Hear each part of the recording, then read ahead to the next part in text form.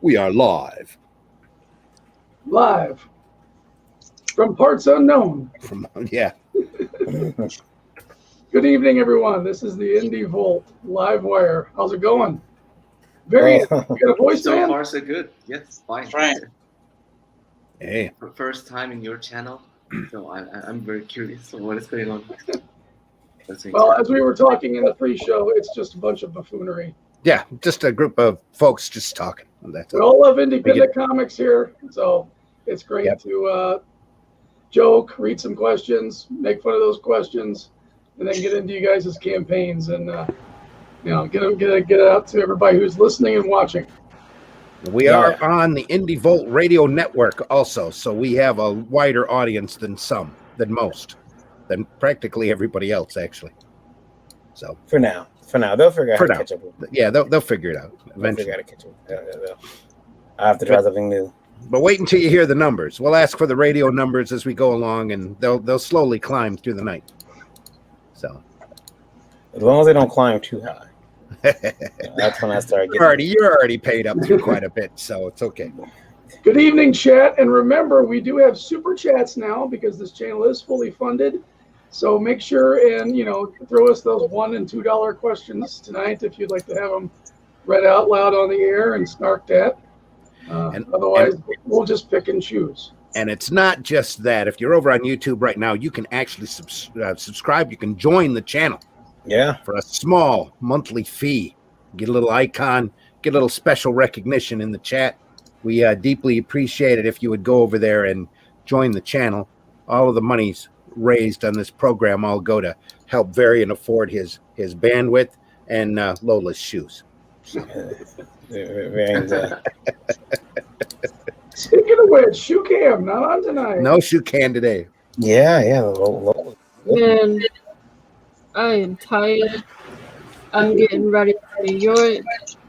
I don't have time to put on heels right now. Your feet are tired. My feet are tired. And especially with that great announcement we had earlier today, or you had earlier today. Yeah, we'll talk about that as soon as I guess as soon as the show starts. You guys hear that thunder behind me? How calming! I might fall asleep during the show. Story Comic says evening Story Comic. Oh, thanks for coming aboard. Speaking of the announcement, as somebody sent Pixel a link, I would think he would be on tonight then. I sent him a link, Eric. Send him see if he wants to come in. He's we have plenty of space. So. Yeah, guys. So we'll have a really fun show tonight. What we'll have to do is I'm actually also stalling for time while I make sure all my questions are pulled up. Well, did you want me to run the opening? I can run the opening. Sure, if you'd like. Go ahead and run the opening, and hopefully I'll have everything pulled up by the time these fine folks come back. Here's the opening, folks. Thanks for listening in. Here we go. Hang on.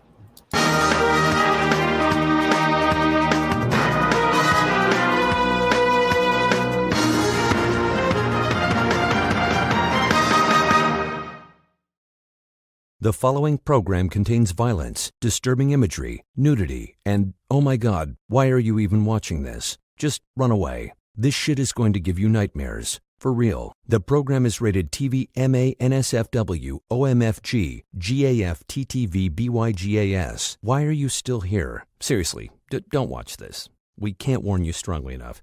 Do you need a doctor of some kind? What is the matter with you?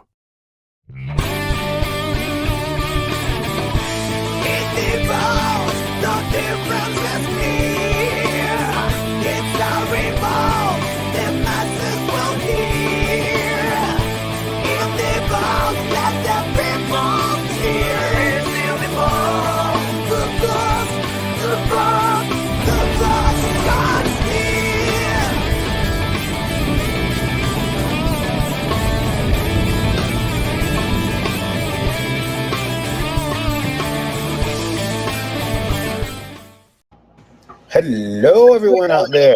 There we are. Hello. I'm Varian Grant. It's Tuesday night. It's 9 o'clock. It must be time for iNDIE Volt. I'm your host, Varian Grant. I'm the founder of iNDIE Volt Media. Been making comics since 2008. Very long time ago. I'm an old man, practically. You know, when I started making comics, this country was a much more simpler place.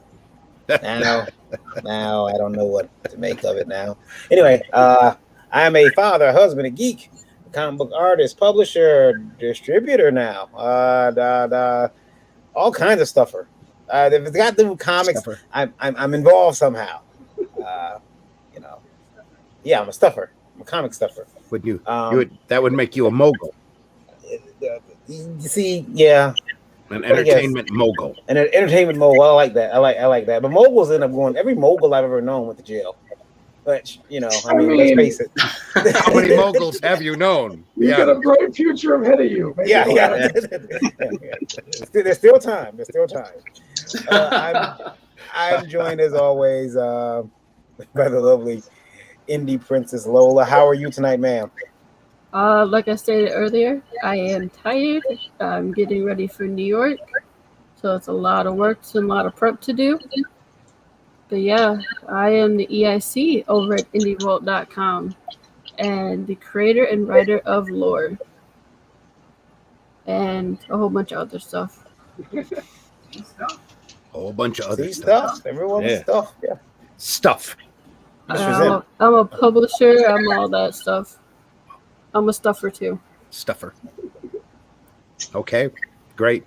Hey, everybody. Thanks for listening in. I'm Randy Zimmerman. I'm a longtime alternative and independent comics producer, creator, and everything. I've been in this market long enough to have done it all, and probably a number of times. Right now, I'm working on bringing back Arrow Comics 4.0, which is the comic company that I got my start at, that I love dearly. It's a brand that means a lot to me, and we're working very hard to bring that back, bringing you 4 titles a month for the retailers, to the direct market, to enjoy. I am the creator and main artist on HeroBot Zero, which is already published and out. We also print Russ Leach's Only Death Can Save Us in 32-page bites for the retailer to enjoy and sell. Luke Stone's Hybrid, and we wish Luke only the best of health tonight. And also the Indie Vault Revolt book, which is an anthology title where we invite people to send us short stories for us to print and put inside of the book for the retailers to also sell and enjoy. Besides that, there's also Paragon and Calico coming out very, very soon. Those are 2 different titles. Not one large title. Paragon's a superhero book. Calico's a fantasy book. Looking forward to that. Plus, very happy to be part of the Indie Vault Radio Network. So, Eric? When that comes to me, my name is Eric Hodson at Dreaded Dinosaur on all those social medias. I'm the creator of Dreaded Dinosaur Man, which you can read on Webtoon and Tapas. Artist on Roddy Piper, Kill Avenger. Got a whole bunch of other books in the works. I'm working for Genuine Comics on American Blitz. Can't wait to start showing off some pages for that and get the ball rolling on that crowdfund sometime, hopefully later this year. And several other projects, including working here with Indie Vault and Liberty Distribution. And happy to be here as always. So are you a stuffer too? No, Okay. We're all stuffers. I do not use the stuffer word. I prefer guru or mogul. Those are better. Guru. I'll take guru. Well, I mean, I'm sorry, but what is a stuffer? Like, I don't know what that means.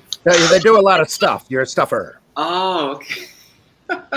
Your mind is wandering, David, already. This is too early in the broadcast. It is a bit early in the morning for me, but yeah. We are not here to talk about our porn careers. Oh, okay. So I was like, English is not my first language, so it's like stuffer. Oh, okay, yeah. No, stuffer. Sometimes we're an everythinger. Sometimes Varian is a doctor, Lord, Reverend. You never know. But anyway, David, tell us who you Yes, are. David, and tell what us you're about doing yourself. here. Yeah. Oh, well, I'm David Feed. I'm the writer of a comic called Red Eyes, and now I have a new campaign with a new project, Redshift Express. I don't know, I'm half Mexican, half Swiss. I actually studied design and have like a regular job, but I always liked comics. And I think ever since Zach or Richard C. Meyer, some of people know him, started with his Patreon and Indiegogo. I was like, yeah, well, you know, he paved the way for normal people to put their ideas out there and be crowdfunded. So I say, why the hell not? I have all this comic ideas that I've been working on for years, and I decided to put them on, Indiegogo. And my first campaign, Red Eyes 1, was successful, funded, fulfilled, and everything. Sweet. Then I moved to Red Eyes 2, and now I have a new one with a sci-fi story, horror action sci-fi company. Cool. And that's it. I live in Switzerland at the moment, and it's 3 a.m. in the morning here. You can sleep when you die, no? Isn't there like an American expression? Oh yeah. Sleep when I'm dead. Yeah. Where are you broadcasting from? Switzerland. Switzerland. Awesome. Yeah. I love your country's music. My country's music. Oh, okay. I thought you were going to say the food or the clocks or the No, chocolates. Okay. Sabaton is one of my favorite bands. So Oh, okay. Wait, aren't they from Sweden? yeah, I think. Uh-huh. No, I'm from Switzerland. Like thought they were Sweden Swiss. is a little bit Switzerland. further off. Who was that? Scandinavian rock is awesome. Yes, I agree wholeheartedly. I like Sabaton too. Mr. Tanner. Jim, Hello. how you doing? Tell us about yourself. Jim Tanner. I am back. I have a book currently on Indiegogo called Dig Two Graves. I've been writing comics now since about the same as Varian, about 2008, 2007. So that is the current book out. I have another book in the works called Hellrider that should be hopefully out by maybe the beginning of next year. Pretty excited about that one too. So I'm just here to hang out, get the word out, and have some fun. Sweet. Kurt. How Hey, you what's doing? going on? Tell us about yourself. I'm doing all right. My name's Kurt Sauer. I'm an indie creator, just like all the rest of you guys. I've been doing this since about 2016.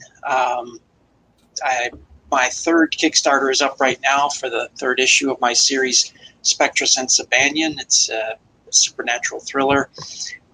Full time, I do IT in the Chicago suburbs here, and I'm probably going to add a second title to my series called Ruxy Vampire here in the next couple months. So that's the goal anyway. So It's always good to have plans. happy to be here. Happy to be making comics. It's a lot of fun. Yes. Happy to have you. Super Divorce. I am Nicholas Villars, aka Super Divorce. I am a musician. I also have been tinkering around on this YouTube platform for, I don't know, about 5 years now. And I had my, I guess, high school desire to be a comic artist and writer reawakened by Comicsgate back when that whole thing started up. And so I also have some ideas floating around in my brain. I'm planning on doing a book, and hope to launch that sometime next year. So until then, I'm just continuing to do videos on YouTube and talking crap on Twitter. And today I actually came up with the idea to start my own pyramid scheme.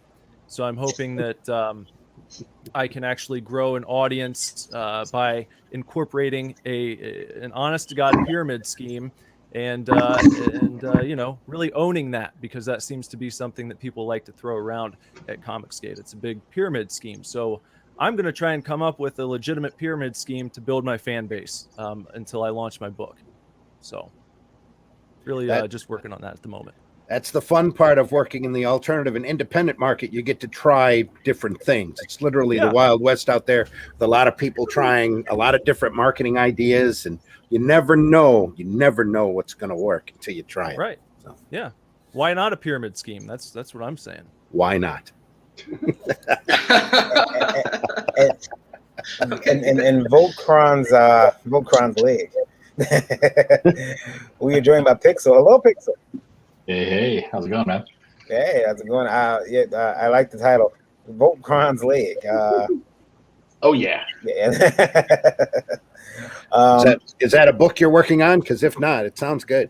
It came out of a conversation with Varian and me when we were talking about bringing IndieCron into the Indie Vault family. And I'm like, I'll form the leg. We'll make this a giant robot that fights for independent comics. And so Voltron was formed. Yeah.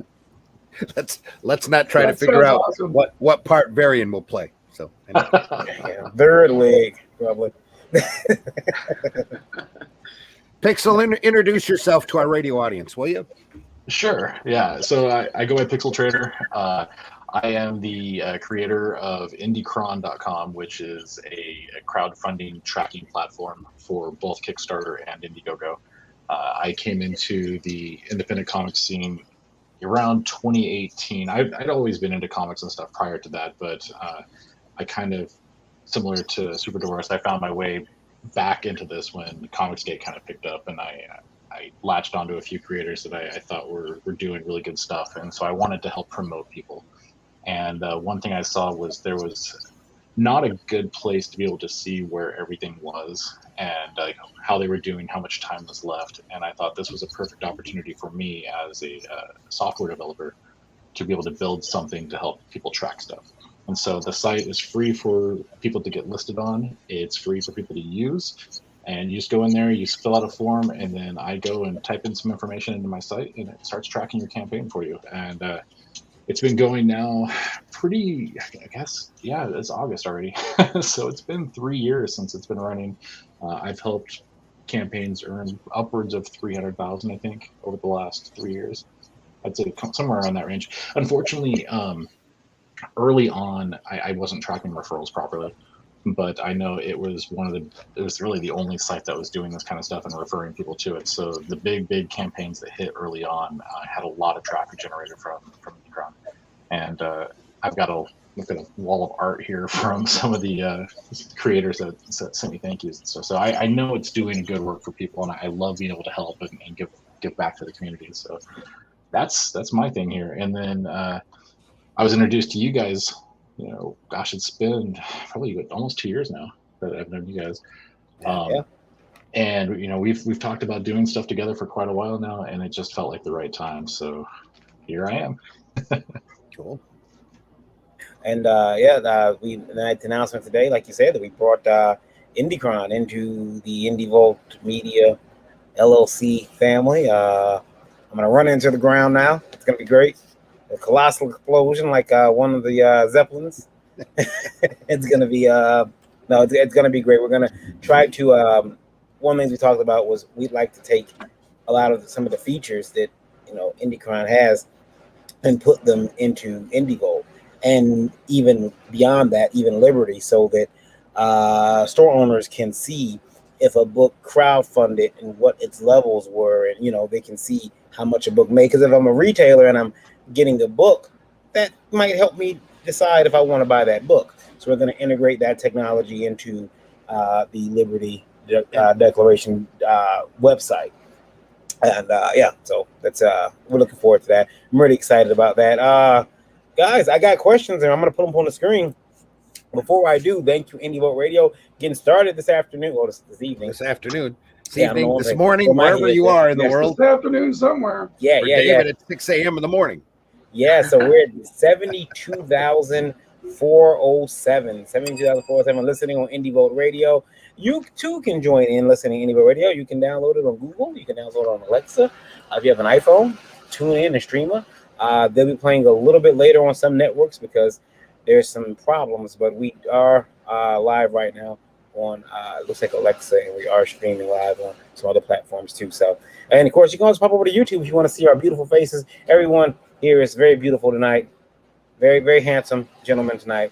Let's go. No. Yeah. And Still very beautiful tonight. Lola's not feel beautiful. Lola's just tired. That's all. I don't feel beautiful. I didn't even do makeup or anything. My nails are half painted. They're chipping. I'm sweaty. Yeah, I'm blah. Blah. Blah. A whole lot of blah. So I'm gonna let's see here. Let's see. We can go to the comments real quick. Pop says, "Hey yo." Hey Pops. Jason Moore says, "Howdy, all you crazy comic creators." Hey Jason. Joe Fargo says, "My message got deleted. LOL. I'm naughty. I meant to say, what's up, peeps? I need a non-degenerate translator at times." I didn't see any other comment, but it may have stopped it. I'm sorry about that. Yeah. You have to watch what you do now. We're on YouTube and we're monetized. So we are available for them super chats, and you kind of got to watch what you do. Niobe Comics says hail to the Hail. Pixel Trader. Hail to the trader. Yes. We have to get Niobe on. He messaged me. He's got a new campaign, so we got to talk about that and get him on at some point. Blah is in black. Oh no, sorry, hit the wrong one.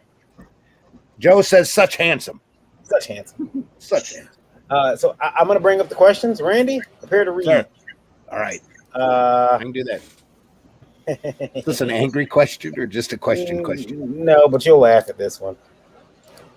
Laugh at a lot of them. You'll laugh at this one. Here we go. Hello, Yellow. Thanks for writing in. I spoke to an indie creator who told me that before COVID, he was making 70 to 90K a year. His name is removed. Can you folks confirm? Yellow. Not without knowing who it is. It's all just a guess and a dartboard, you know. I guarantee you he wasn't. I guarantee you he was not making 70, 90K a year. You never know. I do know that people like to inflate their numbers in the indie community. Yeah. Maybe he was dealing on the side. Could be. Does Brian Padillo count as indie creator at this point? Because I'm sure somebody like that might make that kind of cash a year. That's a question that I think everybody's going to be pondering for a while now. Exactly what an indie creator actually is, because quite frankly, the mainstream ain't mainstream anymore. Yeah. So now with the amount of money that's being thrown around in some of these crowdfunding campaigns, and the numbers that they're dropping down to. I unless Yellow is a female, I know why that person would have told Yellow that. If we knew the name that you removed, we might be able to. I sent it to you, Randy. Take a good guess. You have it in your messenger, but I will take a quick look. Yeah. That is an absolute lie. That is what I would call a head up their ass lie. Can you like you said, it totally depends on what they mean by indie creator. You know, some people might think that someone working at Image is indie. You know, I saw the name. It is definitely a lie. Oh, okay. You saw the name. Yes. All right. Oh, hell no. There we go. I think Lola just saw the name too. That's a lie. That's a full big. of shit. That's a yeah. There we go. Private chat. Where'd you put it? I think you messenger. I mean, could somebody make that kind of money, you think, if they busted their ass at like just as every con you could hit in a year? There are some people. Eric's now belly laughing because he too has seen the name. Yes. I want to know now. Even if the creator was selling their body, I can guarantee you they weren't clearing that much. Well, damn, there goes my backup plan. We can throw that into the private chat, but most of the people won't know who it is. That's you just sit there and shrug and go, who the fuck was that? Grandpa's Comic-Con says, sorry for the thunder behind me. Terry Huddleston is paying for 4 kids to go to college with cash. He's easily making north of 90K. That's Terry Huddleston's writer, right, for DC? Am I wrong? No. Terry Huddleston. It's at the con. Remember when you were talking and he was at the show at Grandpa's. He was diagonal from us with the big print wall. I got a picture of the Black Power Ranger from him. Oh, okay, yeah. But Terry sells a lot of art. I can see Terry doing it. Yeah. But the creator who told Yellow that man is the definition of hustle too. If you ever see that on, if you ever see him at a convention, he is nonstop moving, talking. He is a showman. He was. I can believe that as well. Yeah. Logistics in the military, and it shows. Yeah. What do you guys think? He's an inspiration and a canary in the coal mine as far as the whole art scene and conventions goes. Yeah, but the person that Yellow is talking about, no. Do you guys think it's possible to make 70 or 90K? Well, you think you could do it? Yeah. Yeah. I would have to think those top creators on Kickstarter, Indiegogo, like the top 5 are pulling easily more than that a year. Well, let me you ask have you like this. 2-3 campaigns. Well, I guess, do you think that you could do it? Yeah. Yeah. I mean, if your goal isn't to meet or exceed that, why are you in business? Mm-hmm. You know, you shouldn't set a salary cap on yourself. You should just put out the best quality product you possibly can, get your voice out there as much as possible, and see what rolls in. You know, I mean, that's the beauty of the free market. You make something that people like, people are going to trade you dollars for it. Yep. Would like 90,000 a year, is that like a decent salary for a year in the States? Is it like a lot? Is it like me? Depends where you live too in the United States. Yeah. Very true. Yeah. All depends on where you're living. But for comics, that's high end. Yeah. That's pretty high end, okay living. It's about middle class here in the States, I would think, right? Yeah. Yeah, I think it's almost you're poverty doing level in pretty San well. Francisco. Yeah, almost poverty level in San Francisco. And where I'm at in Colorado, that's pretty much going to make you like maybe lower middle class if you're lucky. And probably homeless in New York City. Yeah, definitely. I think you could do really well in Ohio, in the Midwest. You know, making 90 grand a year. That's good. Yep. Oh yeah, I mean, yeah, here in Michigan, that's rich. Yeah. Yeah. No, that's not rich, but it's good middle class. Yeah. I remember, I'll never forget the day I asked my parents, I'm like, hey, are we rich? And my dad looked at me and says, no. And my dad, he says, and first of all, he says, let me tell you something. He says, he said, we're middle class. Some might say upper middle class, but you are poor. You don't have anything. And I remember looking at him like, huh? He says, you don't own anything. You're in trouble. If I die, me and mother die today, you're done. And I was like, oh, Yeah. get the shit out of me. Get the shit out of me. It's cool because I can do it to my kid now. Like, daddy's gonna be all right. You, on the other hand, That's a great lesson, though. I think more kids need to learn that humility for sure. Absolutely. Reality check in. He came to me and said, I need a new Beyblade Pro Stadium. And I don't know if you guys ever seen those stadiums. They're the thinnest plastic ever. Like, they're, you know, the little trays that Hostess cupcakes come in? That's the same type of plastic those things are made out of. And they charge anywhere from $70 to $80 for these stadiums, so you can spin the little spinning tops in it and play battle dreidel. And that's what it is. I know. Oh, they're spinning tops and they attack each other. Oh, it's battle dreidel. And it's basically a piece of molded plastic with a couple stickers on it, isn't it? Yeah. And it's like, and he loves them. You should play with this one, and this one has a defense. Like, it doesn't. It's a spinning top, son, and it's stupid. But I don't want to tell him that, because I mean, I imagine there were things I played with that might have been. We all had stupid toys when we were kids. Oh heck yeah. But the fact is now I gotta pay for them, and I can't to him. And he recognizes now that they're no good, because he came to me, hey Dad, could you buy me a new stadium? I said, didn't you just get money for your birthday? You gonna buy it? I don't want to buy it. I want you to buy it for me. So he doesn't want to. He recognizes it as junk, and that he doesn't want to spend his money on. He wants to spend my money on. I said, no, spend your money on that. But he could, and I never want to be that parent. You are teaching him well. Well, I never want to be that parent that was like, like, oh, we got that at home, or because my mother would do this thing where like, okay, a new game was out and I wanted it, and she'd say, okay, well, I got to go to the market and a few other places, but hey, why don't we go on the Big Lots and see if they got your game? And I'm like, Big Lots is never gonna have my game. Why are we going there? While we're busy. While you're walking around in Big Lots, somebody's buying the last copy of that from Toys R Us, because you gotta be looking for it here in the dumps. There's no PS2 games in Big Lots at all. Please stop this madness. But I kind of understand now, because now I'm like, he's like, I want a Beyblade state. I'm like, they got bowls at the dollar store. We can buy you a big mixing bowl and you just drop your little battle dreidels in there, watch them spin, and it'll be great. But no, anyway, that's it's just not the same, Dad. It's just not the same. You gotta that's have my therapy for the week. I feel like we need to get a hold of Don Chen and do a Battle Dreidel comic. He's all about doing parodies. Battle Dreidel would be killer.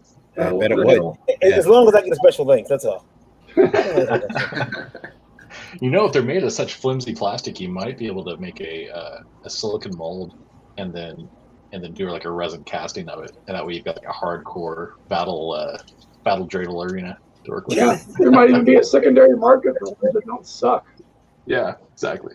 Just look around for a great like pie pan or some sort of dish that you can bend or you can make your own tremendously huge stadium, and Eric could run off stickers for you. Yeah. In order to fit it and just set it all up, he'll have the best battle stadium of anybody. Just get a giant kiddie pool. You can have hundreds of them in there. There you go. That's an awesome idea. Yeah. It's the same plastic. It's even cheaper. Yeah. Yeah. Be great. Joff says, "What the fuck?" Thanks for writing in, Joff. Glad you care. That's the best question ever from Jeff. Jeff or Joff? Jeff. Geoff. It's pronounced Geoff. We're glad you listen anyway. L. Nolan, thanks for writing back in. L. Nolan's a regular contributor to our letter column. Why do so many creators make cheap ripoffs of established characters?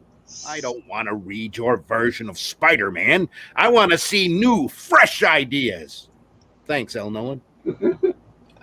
Yeah, I mean, well, here's the problem. I think where that happens is you say, man, I got this great Wolverine story I want to tell because I love Wolverine, but I can't tell it because Marvel won't hire me. So I need to make a character like Wolverine so I can tell this awesome story, and that's how people get trapped in that. At least that's how I would have got trapped in it. I'm not sure. I can't speak for everyone, but I mean, there's a whole like subgenre over on Kickstarter where it's all these people do is make these rip-off comics. It's like Donald Duck but venomized or some crap, and that's an awesome idea for a comic, though. That actually sounds kind of cool. Yeah. I mean, it works in some regards, but I don't know how in the world they're not getting like sued weekly by Disney for some of this crap they're pulling out of their hat. But I mean, they claim parody. They could claim parody or satire, but 9 times out of 10 they just don't care. Yeah. So yeah, that's really what it is. The AT&T or Discovery Channel and Disney just don't think physical publishing's that viable. So a lot of times they're just not watching. But Marvel's been like that for decades too, because there were a lot of names for a lot of characters that were used, say in some of the Image books, that Marvel actually had trademarks for, that if they knew they had trademarks for, they probably still wouldn't care. But, yeah. Do you guys have any ripoff characters? Oh yeah. Yeah. Hell yeah. When you can't do your icons, you make them better and you do them again. Yeah. Heck yeah. That's all part of the creativity, you know. The idea though, the true key is for it not to be recognizable and to do your own original unique spin. There are no real new ideas. It's just the way that you take that idea and put your personal touch to it. Wouldn't you say? Yeah. Well, yeah, that's the problem too. There's only so many superheroes you can create that are going to be new. I mean, anybody that flies or has strength is instantly compared to Superman, even if the characters themselves, story-wise, are completely different. At some point, you just have to accept the fact you're going to be similar to somebody, some popular creation that's existed for a lot longer than yours has. The problem is that there's way too many imitations of Batman out there. Yeah. I think when you create a character kind of based off another one, you have to give it something that draws people's attention away from all of the main traits of that character that you're basing it off of. So, they don't stick on that part of it. They don't focus in on all the things that are similar about your inspiration. Yeah. So, yeah. But usually, Nolan, the reason why you see these cheap imitations of other characters, if they're not unique looking or parody or satire, is because the person who's doing it recognizes that character generates money. So he's out trying to generate money as well. So they go out and try to do the same thing. And sometimes it's a severe lack of creativity on the creator's part, especially if you can point to it and instantly recognize it as a ripoff or an imitation of another character. That's not satire or parody, because there's some really good satires and parodies out there. Remember, for example, like when Turtles sprung up back in the 80s, you saw radioactive black-billed hamsters, prepubescent kung fu gophers, kung fu kangaroos. You saw all of these imitations pop up because they knew that the Turtles were making bank. Samurai pizza cats. Samurai what? Samurai Yeah. Samurai pizza cats. Pizza cats? Yeah. Yeah. That too. Yep. That's because they saw that Turtles was making huge bank. They wanted to make some money too, so they got on that train. So I remember Pixel says Critical Snail came out of brainstorming session when I was thinking about Earthworm Jim. Yeah, there you go. I remember when I was younger, when Power Rangers hit, there was a show, only ran one season, Tattooed Teenage Alien Fighters from Beverly Hills. How great. And I remember my friends like, you gotta watch this, man. It's better than Power Rangers. And I'm like, I know when I'm being like pandered to. Like, no, Tattooed Teenage Alien Fighters from Beverly Hills. First of all, from Beverly Hills, I can't relate. There's a Beverly Hills, Michigan, not too far away from where you are. Sure. You don't want to go to our Beverly Hills. Where Beverly Hills Cop comes from. Yeah. You don't want to go to our Beverly Hills. Yeah. Well, would there have been, for example, a Mighty Morphin Power Rangers if there hadn't been Gotcha Man? Yeah. I mean, you don't stand Eric, you know anime a lot better than I do. Oh, yeah, well, Power Rangers was basically Zoo Rangers, which was a Japanese show. Originally, they got cut up and re-edited over here, and then they filmed all the American actors and paid them poorly. Yeah. I just there's a whole documentary you can watch about that, and you'll be like, I just sat with Walter Jones at Grand Rapids Comic Con. I was lucky to be a moderator and talk to him about it, and he talked about how they got assistant editor at Marvel wages. Yeah, they were getting minimum wage basically. Yeah, and the show made $1 billion, but they were getting minimum wage. It's like, no. Yeah, and I'm not going to pretend that Dreaded Dinosaur Man is the most original thing in the universe. I pull from my entire childhood, sitting on the floor playing with my toys. Mm-hmm. You know, and Thundercats, Silverhawks. You know, if you're my age and you're reading that comic, there's going to be things that are just going to be clicking off all the time. But again, like Randy, like you were saying, is you've got to present what you know in a new and original way, and I think that I'm doing that. I've been getting a lot of great feedback and a lot of people who really enjoy reading it. So that tells me that I'm going in the right direction. But, you know, you want to be mindful that you're not like, obviously, like, you know, if I have a laser sword calling it a lightsaber, you know, doing something that directly or something. But, you know, there's always things you have, like writers, to be a good writer, you got to be a really prolific reader. You can only write what you know. And if you don't read, you don't know anything. Same thing for artists, other creative individuals. We consume this culture and we regurgitate it in our own way. I think another approach you can take is to look at your inspirations and then find something that you think you can do better, something you can improve upon. Yep. And then if you can actually succeed in that, then that gives you another thing to sort of promote and for people to focus on.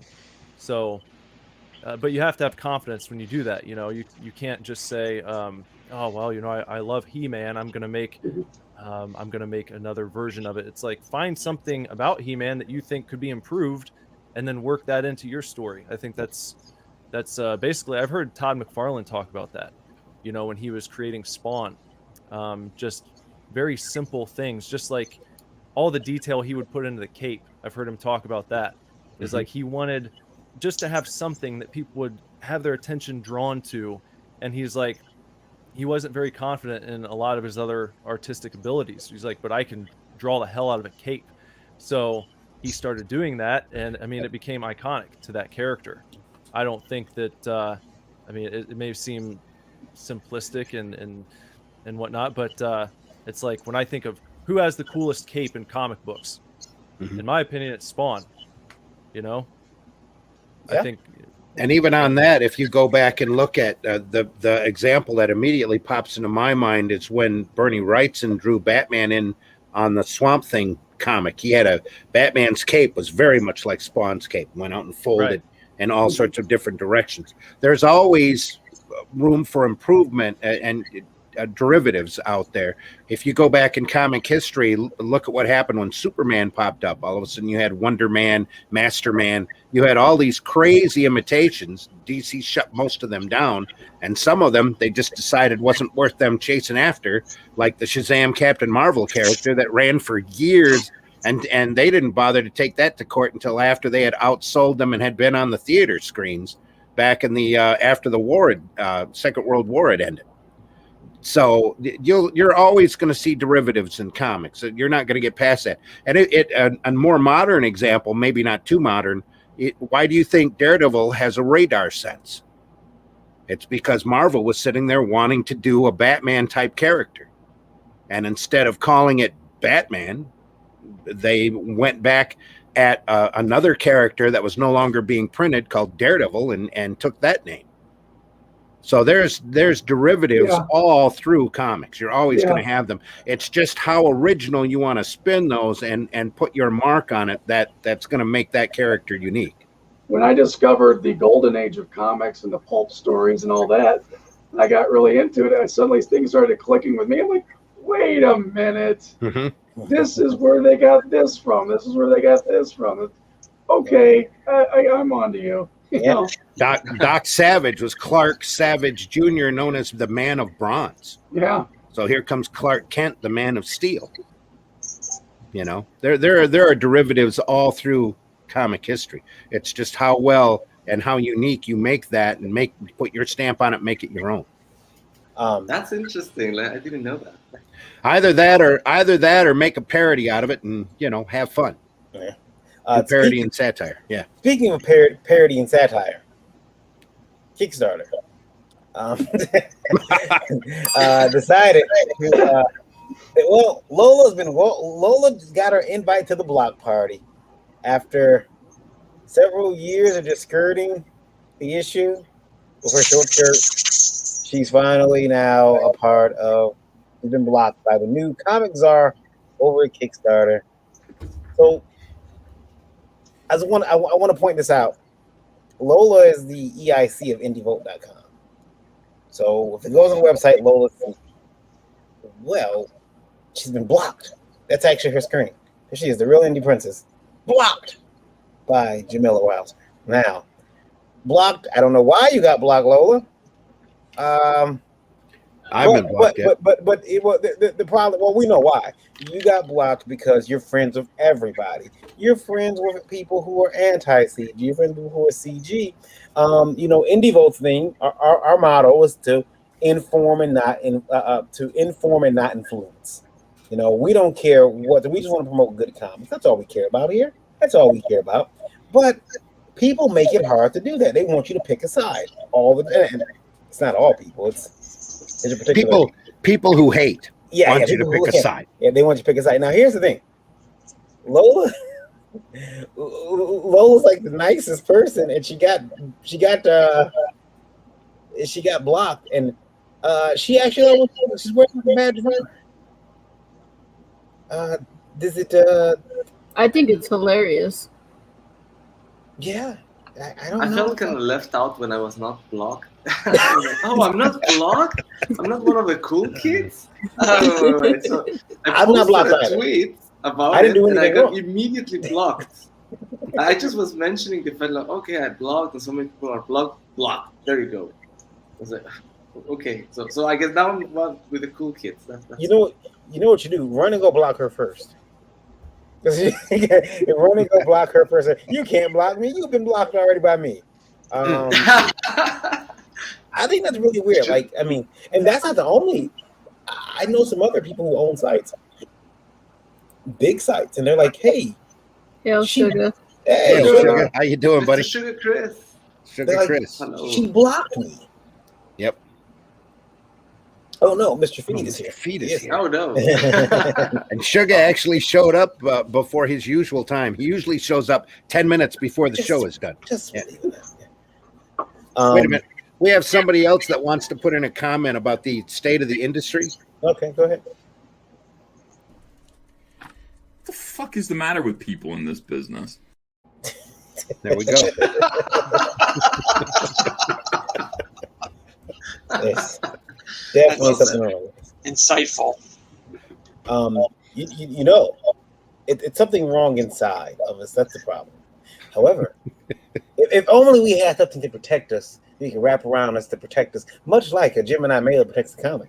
Is that what That's we're going to talk about a sponsor now? Nice segue into my sponsor.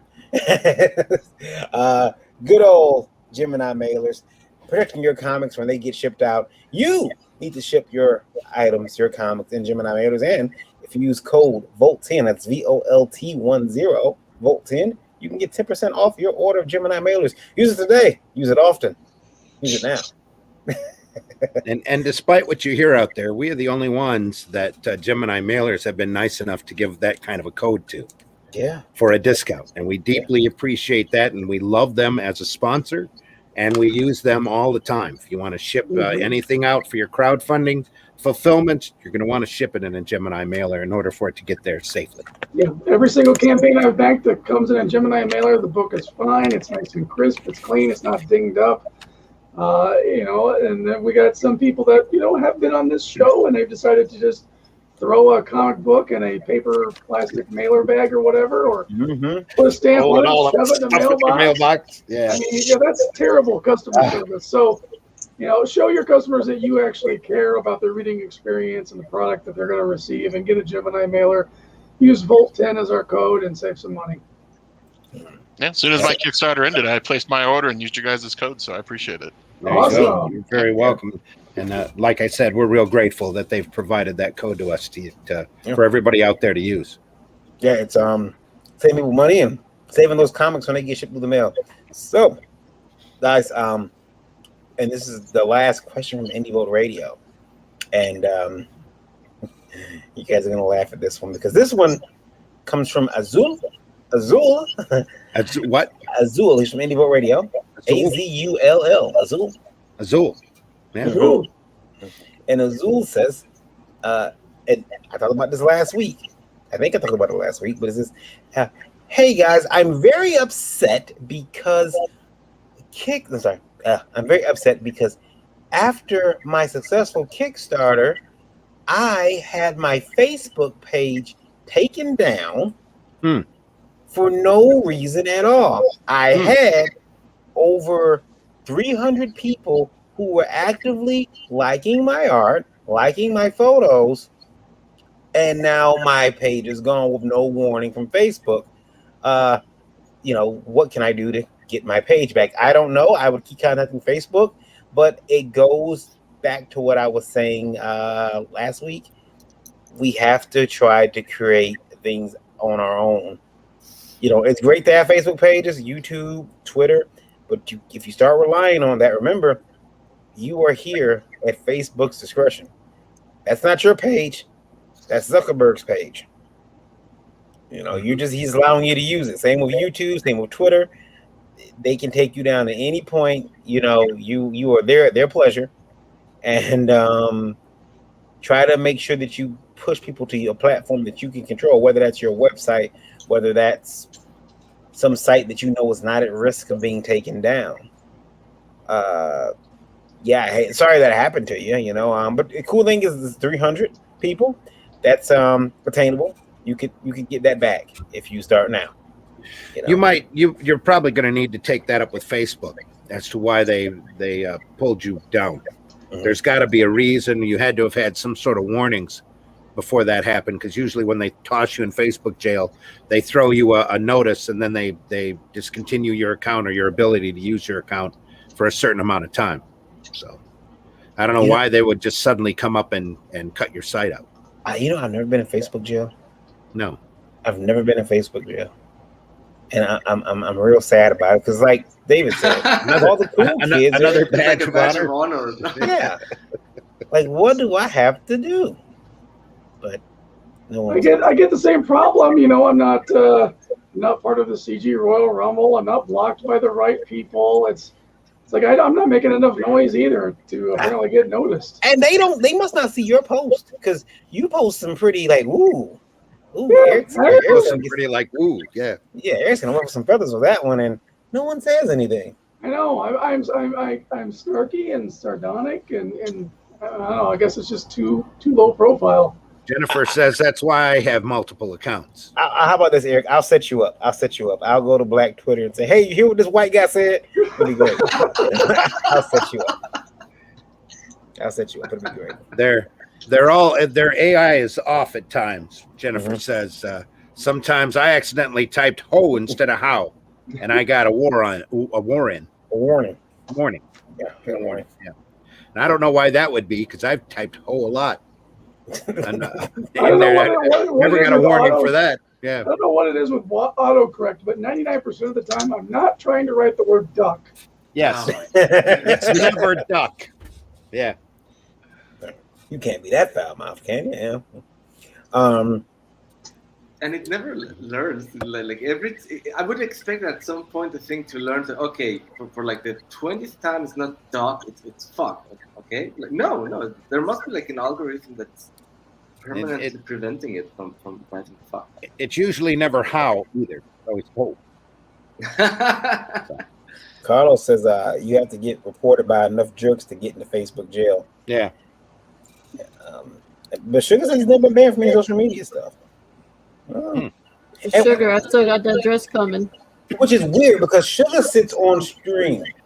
I've seen him cleaning guns. And it's like, hey, I'm uncomfortable. There's nothing wrong with a little bit of instruction on how to clean a tool. Why? What's the problem?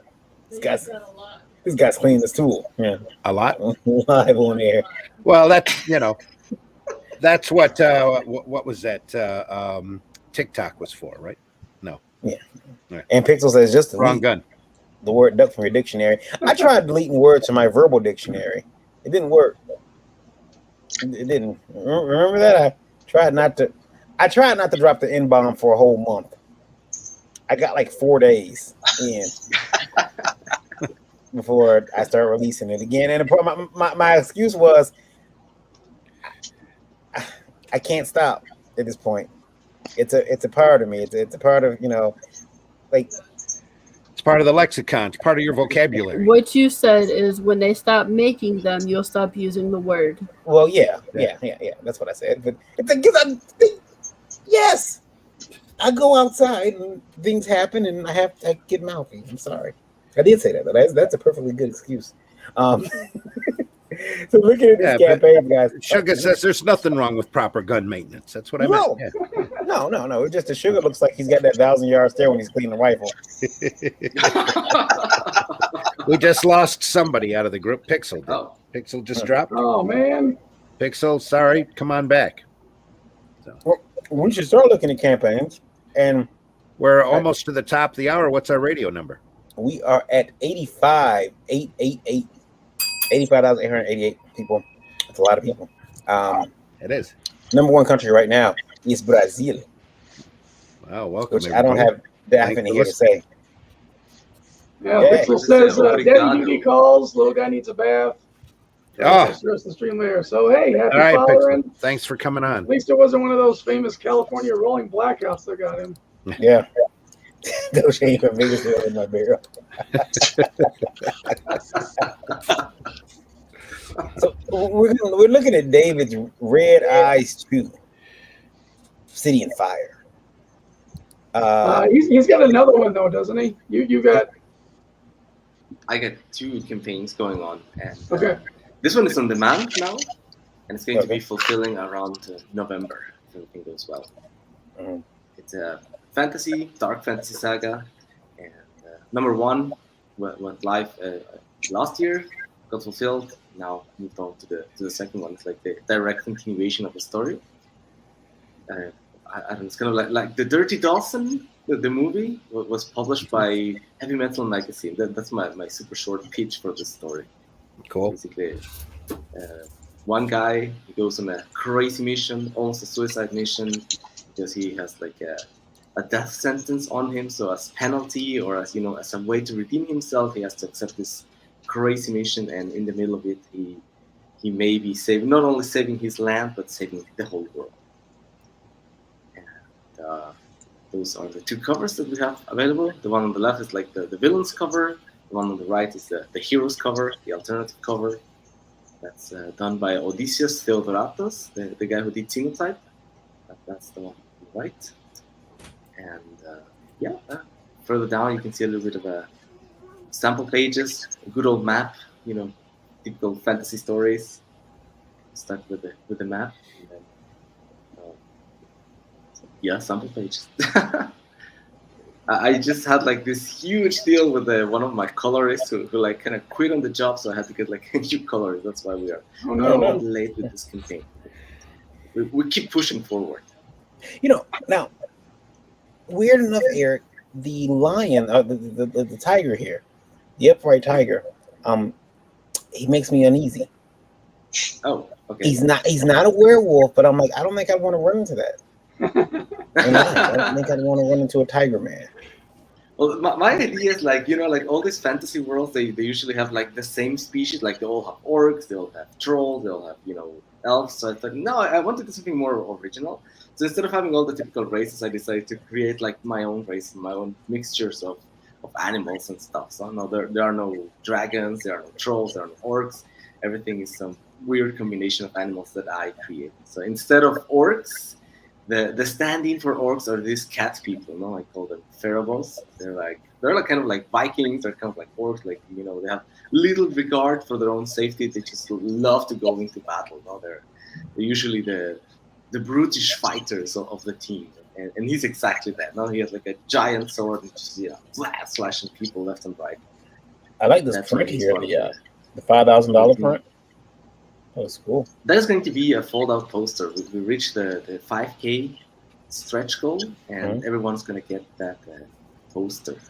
That's nice. There was this one here. I like all the posters, but I'm looking at the art. I love that one there too with the guy with the trident.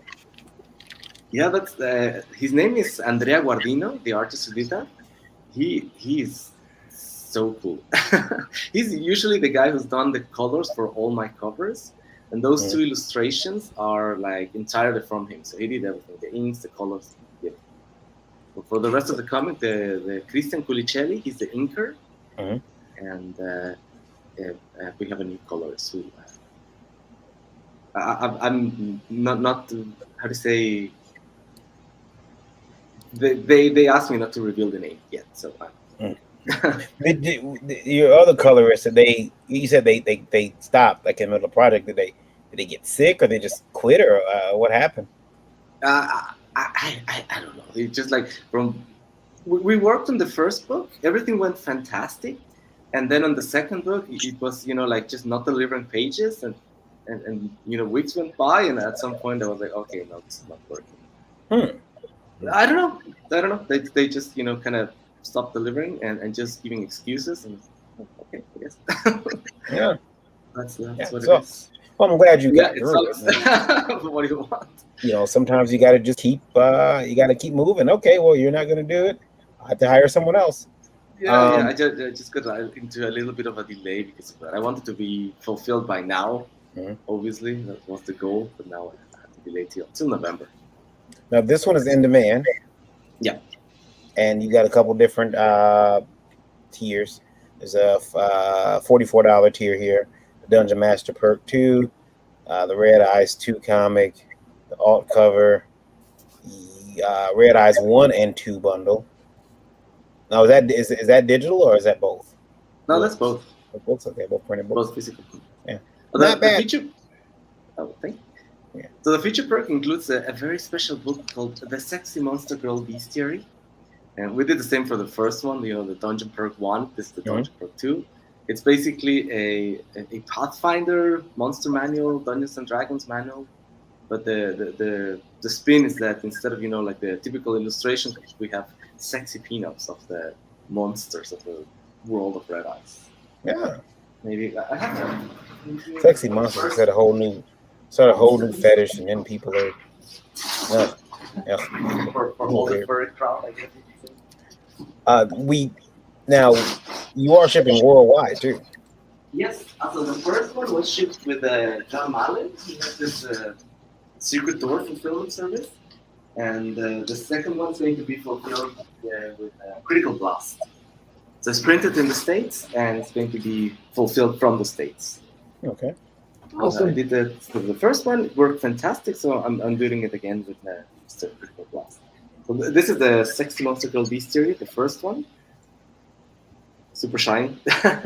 This cover was done by Andrea Guardino as well. It's one of the monsters, but that looks like my super ex. cool illustration, and it's like just going one monster after the other, but with a sexy pinups.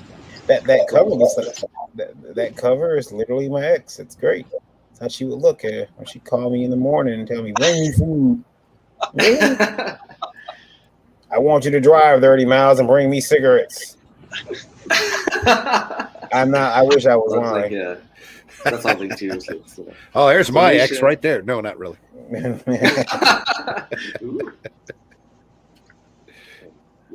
So is that particular book available in the campaign?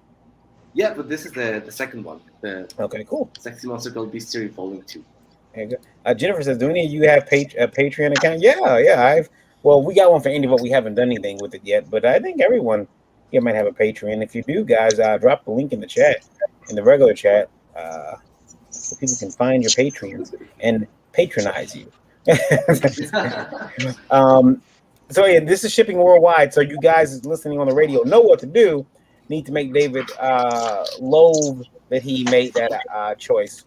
I'm talking to you, Australia. Come buy the books. Have this man tight for money. No, it's okay. Well, I think he'll. Those are happy problems to have. That is in demand. Red Eyes 2. Happy problem to have, yeah.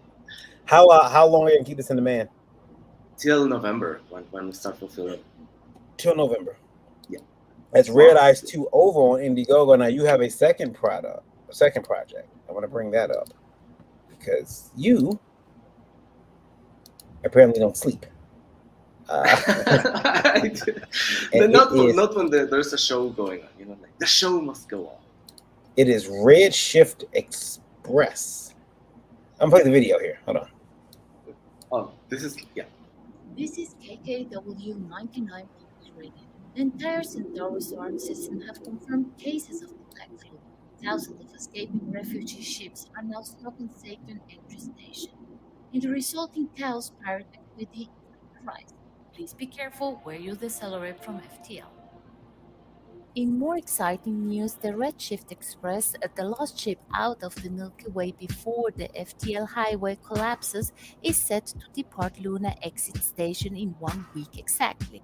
It is a pleasant 30K and only 5% travel distortion, all clear for deceleration at Solaris entry station.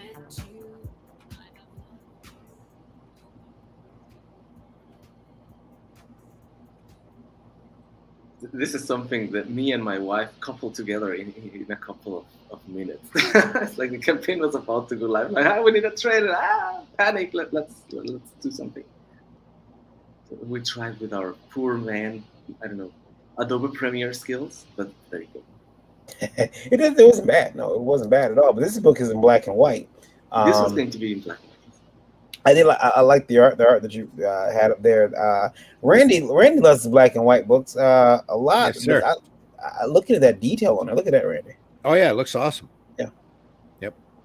So now this particular book, June 2022. So you've got some time before you have to, before you have to ship it. But you got 26 days left.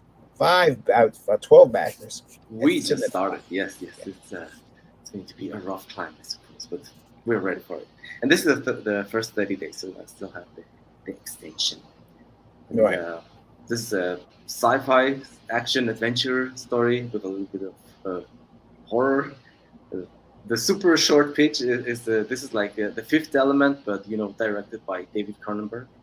With the body horror here and there, and it's basically the story of this chick called Romina Jones. She's like a what do you call it? Thrill seeker, space pirate, trouble starter. The whole story starts where she steals her boyfriend's ship and she goes to this particular space station to visit an old flame, the guy you can see there, and just in the hopes of starting some trouble, like it's bored, like I want something to happen. And she ends up with a genetic key that may hold the solution, the salvation for all humanity from a mysterious plague that has been going rampant all over the galaxy. So now every faction in the galaxy wants to kill her to get rid of this, this vaccine, this genetic key, this maybe super weapon. And finally, having everyone after her, like even factions within the human civilizations are after her. Her only escape is a thing called the Redshift Express, which is basically the last ship out of the Milky Way before the faster than light travel highway collapses.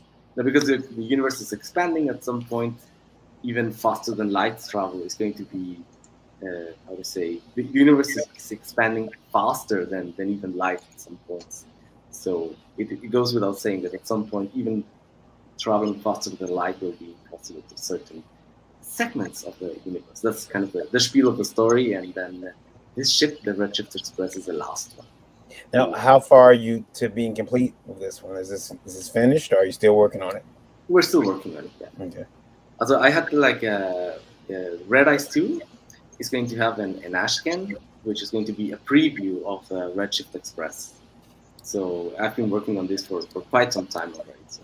Now you seem to have a fascination with the color red.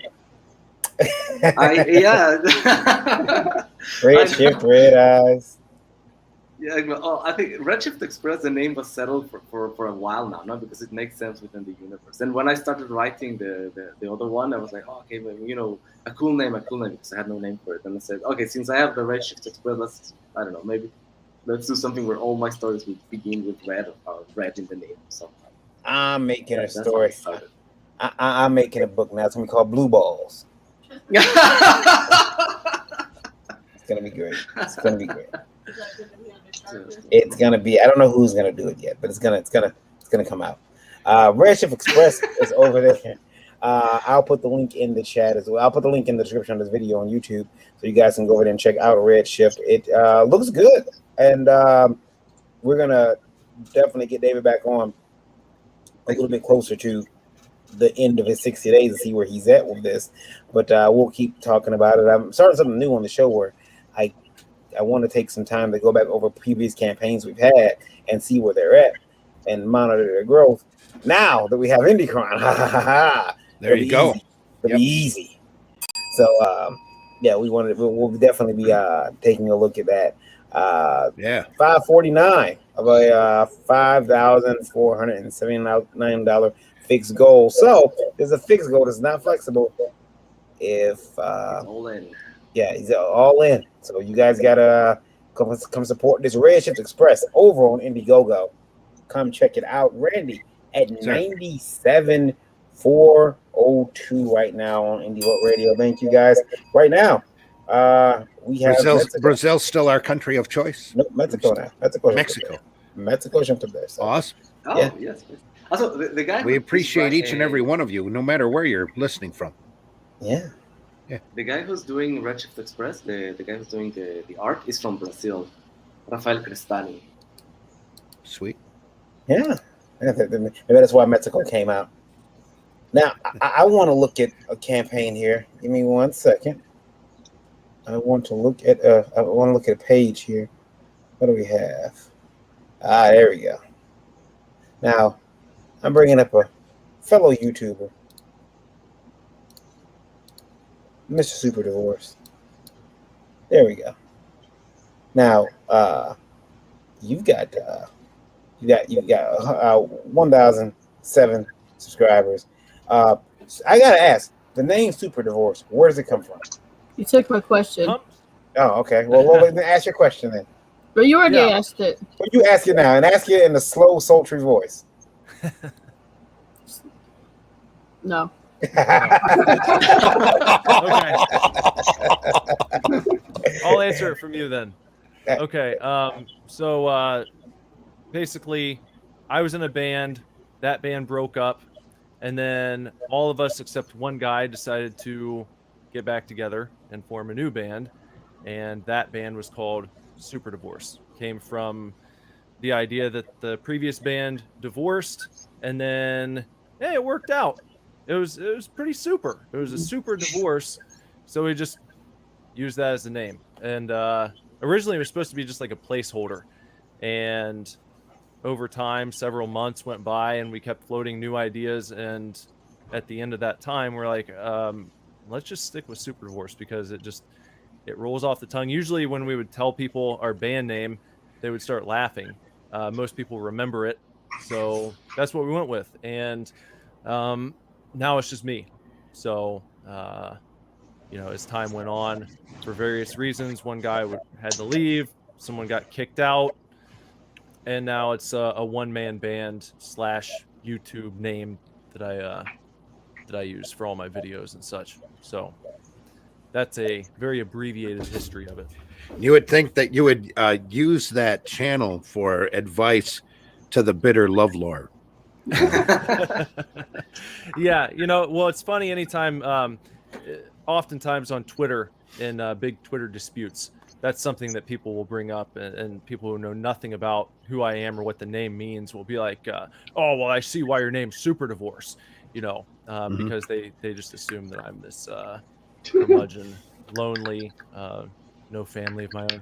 Ironically, I have quite a happy marriage, and 2 lovely kids, 1 on the way. So, yeah, not Congratulations. representative of my life, really. But now it's your brand. It is my brand. Yeah. It is. I tell you It's what, become my brand. You guys have got to check out his album Action Figures. It is an incredible earworm. Thank you. Cool. Yeah. If anyone feels like checking out, you can look up Super Divorce on Spotify, iTunes, Apple Music, wherever you stream your preferred tunes. The latest album is called Action Figures, and if you go to superdivorceme.com, if you check it out streaming and decide you want a physical copy, I have CDs and cassette tapes, and I even got a little vinyl record here. That's me and my old buddy Bender when it was down to 2 people, and now it's just me. But yeah, we're still buddies. It wasn't like a bad falling out or anything. So It reminds me of a band we used to have here locally called Army of Juan.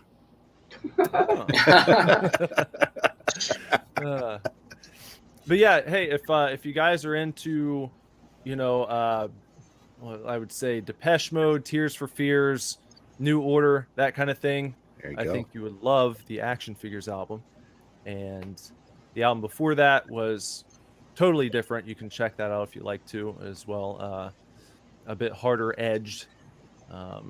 The Action Figures album was quite a departure. So it was fun to make, though. I had a really good time with it.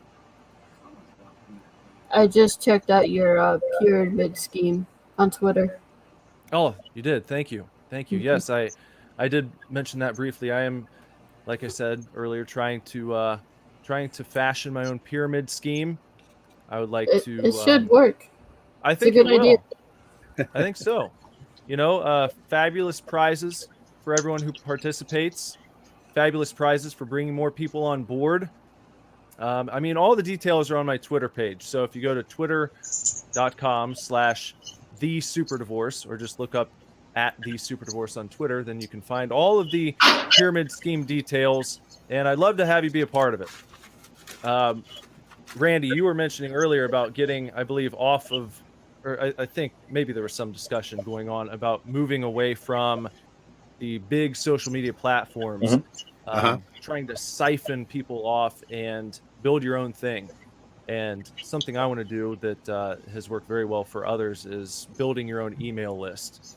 That's kind of where I would like to take things. I think that is a great way to sort of make yourself bulletproof when it comes to being deplatformed and whatnot. You can still get in touch with people directly. I don't think enough people realize that.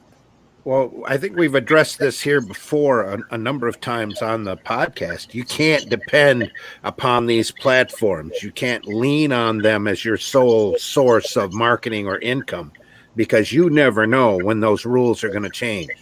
And we've already seen them change a lot on Patreon, on eBay, on Amazon, on YouTube. Every time they think the little guy is getting too much or getting too far ahead, they're going to go through and change those rules to knock you down a little bit in order to keep the big corporations running hard. So definitely go out there and diversify and find as many different ways to market yourself as you can get as many different ways to be seen. It's just so important to go out there and be that independent alternative spirit and find new avenues to get your brand across. I'm surprised you didn't mention the most important company that's had to go through changes recently, which is OnlyFans. I mean, on the flip side, I'm going to have more money every month now, but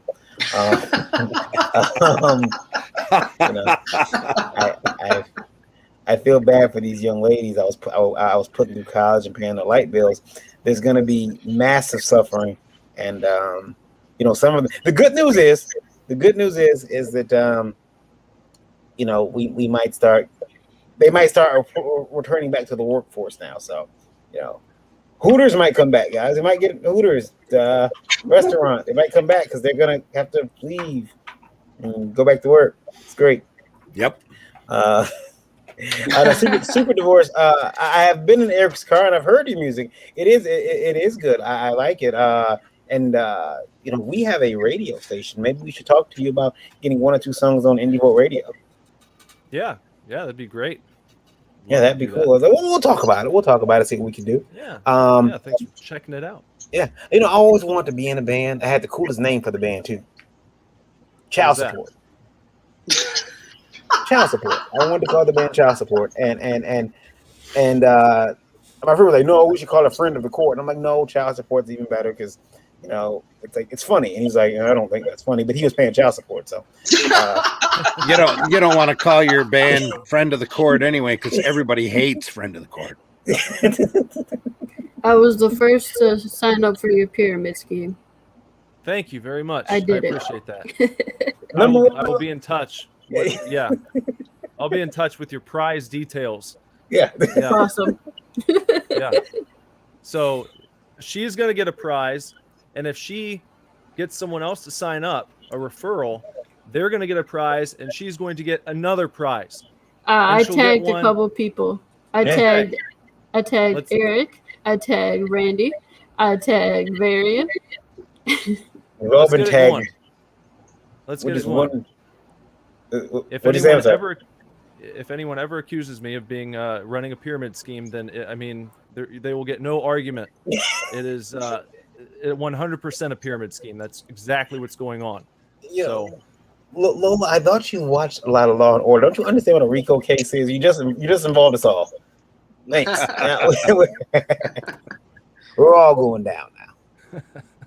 So when our listeners go over to Super Divorce over on YouTube, that's mainly your music.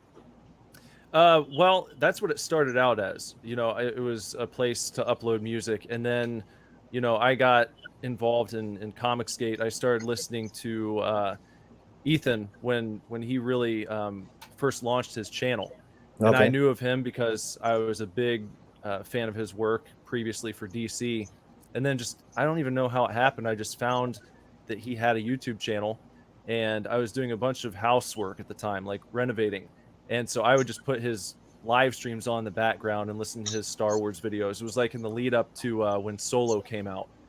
And it was all hilarious. And then I saw what happened with Cyberfrog, and I was like, oh my God, this is incredible. This is paving a new path, and really revitalized my interest and love of comics again, because, I at one point was going to the comic shop and spending $100 a week, maybe more some weeks, back in the early mid 2000s.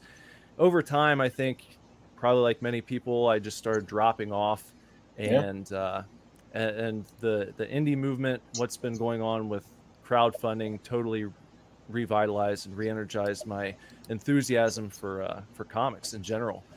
And so I was like, you know what, if I just started talking about stuff on my YouTube channel, making videos of whatever, that gives me another way to connect with people who might be interested in the music I'm doing. And I thought that was a cool alternative to sort of the cool guy musician type, where you release some music, you disappear for however many years, and then you come back and it's like, hey, you guys want to buy some new shit from me? You know, check out this music. Yeah. I like the idea of being able to stay in touch with people and continue putting stuff out to say, I'm trying to provide entertainment and I have fun doing it.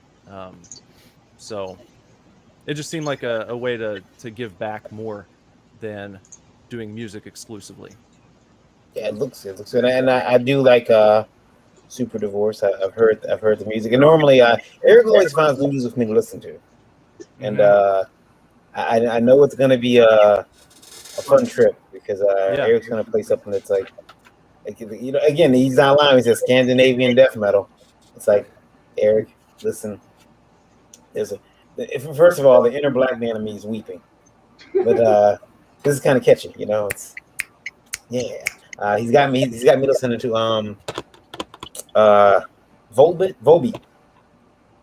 He's got me listening to Volbeat. Oh, yeah. And I like that group, but I listen to a lot of stuff. I listen to Linkin Park and I listen to Evanescence. I don't put that out there, but yeah. I've seen your Wallflower CD.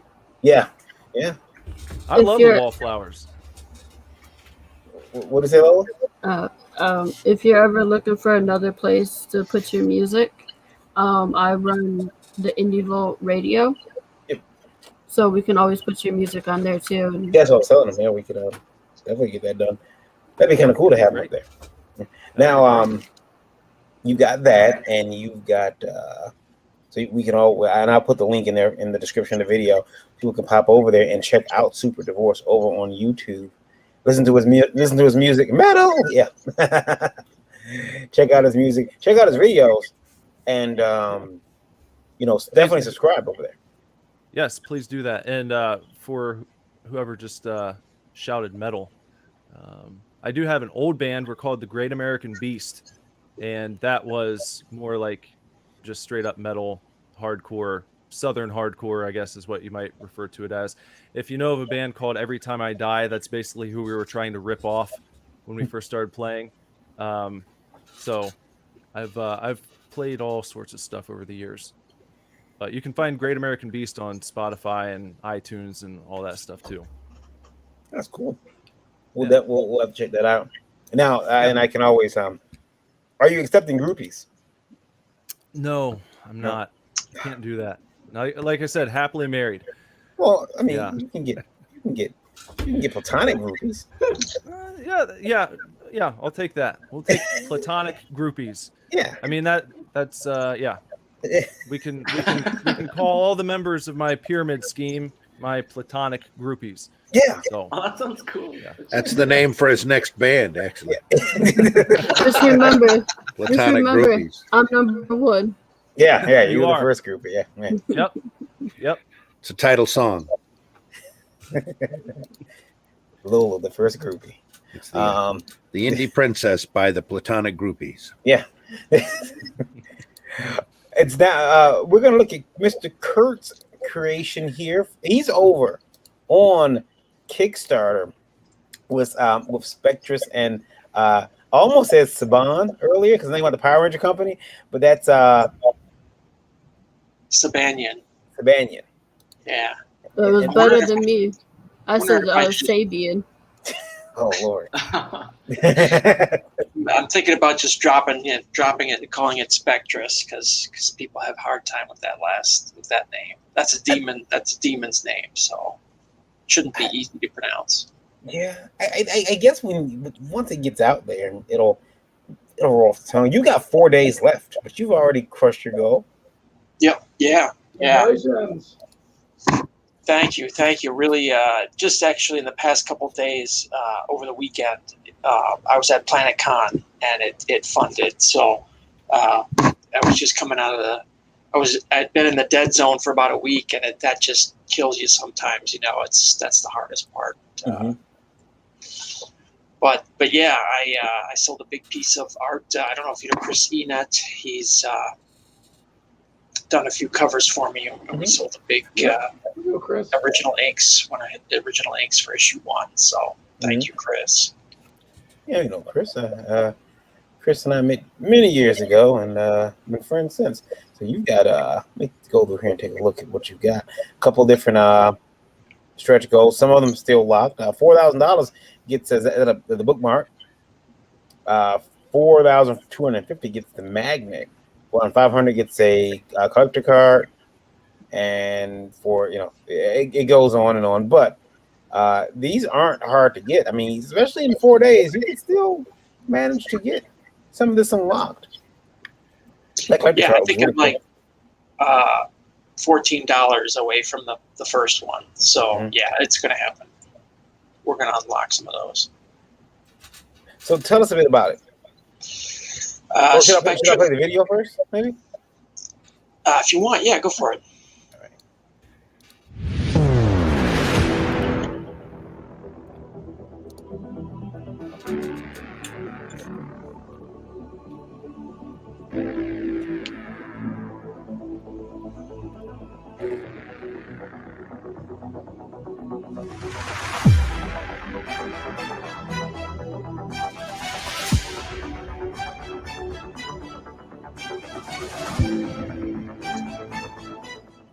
Hi, I'm Kurt Zauer, writer and creator of Spectrus and Sabanian, and I'm back with the next chapter. In this issue, our gruesome supernatural twosome completes their escape from Containment Facility 4. Anexi, our ancient Egyptian ghost, leans hard on a rare human friend, and another bloody ghost makes his terrifying debut. So many surprises in this one, and I know you're going to love it. My Kickstarter goal is to fund the first print run of issue number 3. This issue features 36 interior pages and 2 alternate covers. The art is complete and ready to go to the printer. For this issue, I'm bringing even more great art and great artists. Interior artist Topper Helmers has created 3 more limited edition prints just for this launch. Mog Park is back with another gorgeous tarot card style cover, as well as remarked and sketch covers. Artist Ivan Tao has also created an amazing new cover and is offering custom pencil sketches. Be sure to check out the add-on section for extra goodies like tarot cards, metallic covers, and CGC grading. Thanks again for your support. We're 3 issues into the first story arc, and the villains are coming out of the woodwork. I can't wait to get you this chapter of my story. Issue 4 is already in the works, and it's going to blow you away. So please, take a look at the reward tiers available and select your pledge level. The Moon Crew is counting on you.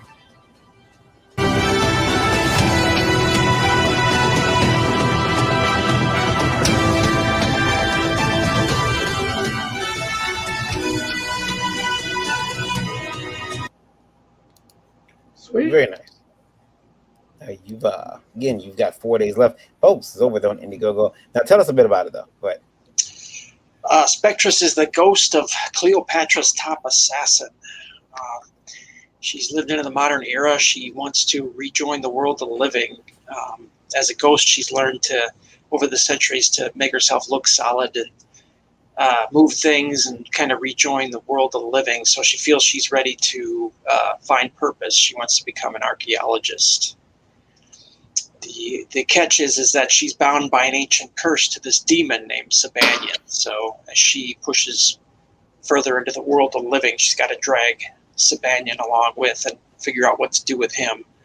He's like a burning engine of destruction. So he's difficult to manage and complicates her goals. In this part of the story, you see the cover there. So she's breaking him in the first 3 issues, she's breaking him out of a prison for supernatural threats. And it's patrolled by the Moon Crew. You saw the symbol there at the end of the video, and those guys are wearing it on their uniforms there. So that thing, that owl thing, there's other things that are in the supernatural prison, and strangely enough, they get loose during the jailbreak. So that's the evil owl spirit. I'm also releasing a limited edition, UV cover with that. I call it the Haunted Blue variant. Mm-hmm. So we got that cover colored in two different styles. So yeah, it's pretty badass, I think. And these guys are dead. Their heads are flying off. Like, yeah, I don't know if anybody picked that up, but they've been sliced. I didn't. Wow.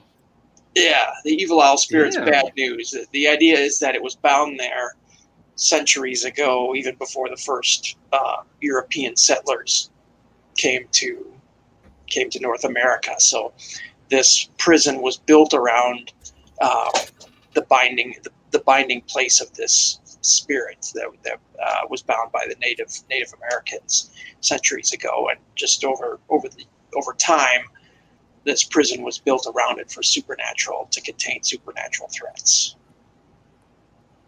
Looks cool. Now this one, you got a couple different, $5 digital issue number 3. It's digital, $5. Digital catch-up is 15, so you get 1, 2, and 3 all digital. But if you're like me and you like your printed versions, you're going to have to go down to number 3. It's $20, but you get the digital Eye of Horrors, all in luxe stretch goals, and free U.S. shipping. Nobody's printing shipping anywhere in the world. But if a person wanted to catch up on everything, where are they? Let's see, where is it at?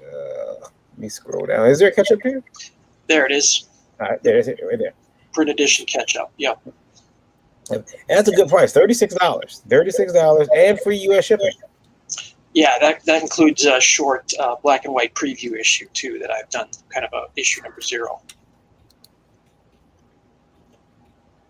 And I think that's a really good deal. $36, you get all of them, and you say the preview edition, the digital Eye of Horrors, all unlock stretch goals. And once again, I keep bringing it up, free U.S. shipping, folks. People have been complaining to us about, the shipping for the books are so much. Well, here you go. You got someone giving free U.S. shipping out. Choose all the covers. I have a hard time between cover A and cover C. Cover C has chick on it.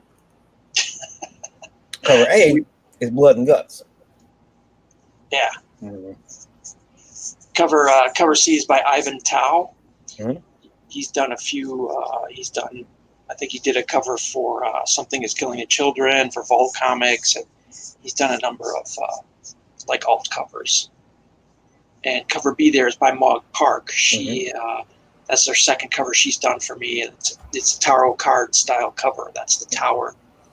And she was the art director for Game of Thrones for the last 5 seasons, I think. Wow. So yeah, she's got some amazing. Look her up on Facebook, Maud Park. She's amazing. So I'm lucky I got in touch with her. Now, and cover A is by the interior artist Topper Helmers. He's a great guy too. I was lucky to find him as well. Now, is that tarot card cover available? I'm sorry. Go ahead, Lo. A new stretch goal just got unlocked for you. Oh, I backed. Oh, thank you so much. I put you over the 4,000 mark. Oh, there we go. Hey, thank you so much. You rock. Nice. Thank you. Pop says he's lurking in the VIP section. Oh, you remember this site? You remember this page? I need your $5.99 a month. Then you can really be a VIP member. We've got all kind of cool badges now. We've got really, really cool badges. I don't know did I get rid of one of them? Oh man, I get rid of it. Yeah, we've got it's the only page that if you're a member, it gives you the opportunity on month 1 to have the icon of the California water omelet. If you haven't watched Indie Vote long enough, then you don't know about the California water omelet. But there it is. Yeah. So I don't know where that pops. I think this is I love these pages and I love these covers. Now that cover B, is that going to be in a regular tarot card size? No, that's I gonna know you said you had some tarot cards. I didn't know if you right. No, I've got a series of 5. Actually, they're printed. They're metallic cards. They're printed in steel. They're really cool too. But no, that's going to be the cover, and then she did a series. One of the milestone bonuses was another tarot card that people are that we've achieved already. So people are already getting that. Okay. Very good, very good. Book looks good. I want to make sure. Are you shipping? You're shipping your Gemini mailers? Oh, definitely. Yep. Okay. Can't use anything else. But I don't want to hunt you down, Kurt. No, I've had good luck with them on my first 2 Kickstarters. So yeah, I'm good. Taking a look at the team. There's Chris. There's Mama. There he is. Yep. Yeah, there's the team, and then this looks good. This guys, listen. If you're listening on IndieVille Radio, you don't have a lot of time to get over there. You got 4 days. Seems like a long time, but it's not. 4 days. Is that what, Saturday? Saturday night at midnight, right? Yeah. This ends. So you need to get over there before this ends on Saturday night, and back this campaign.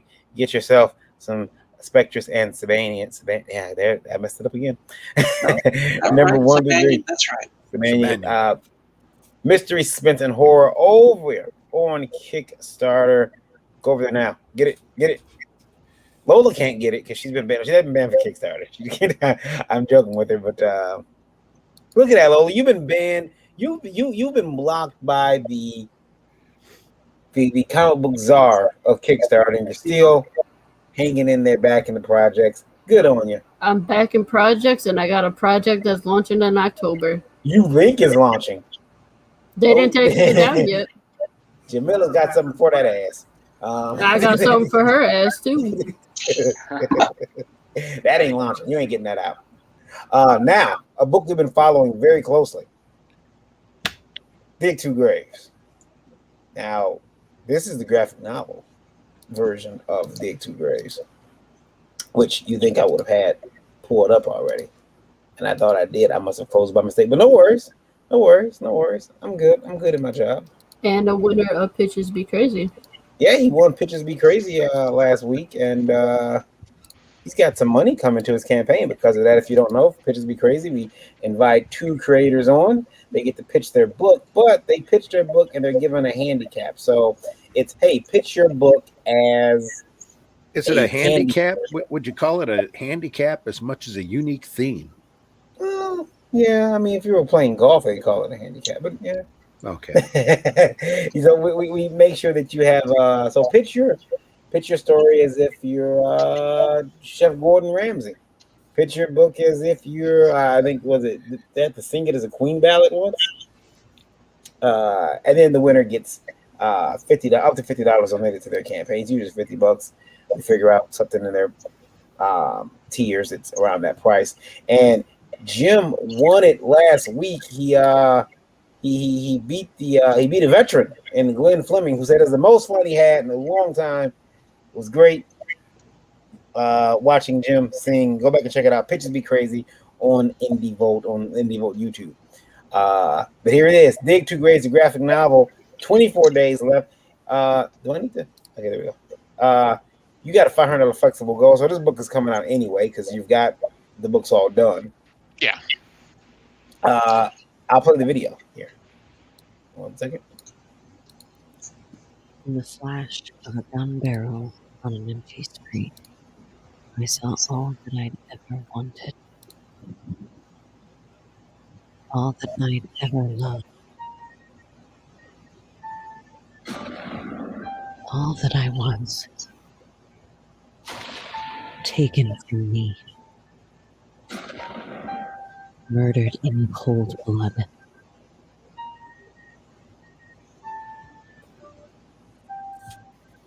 They'll beg for death before I'm done.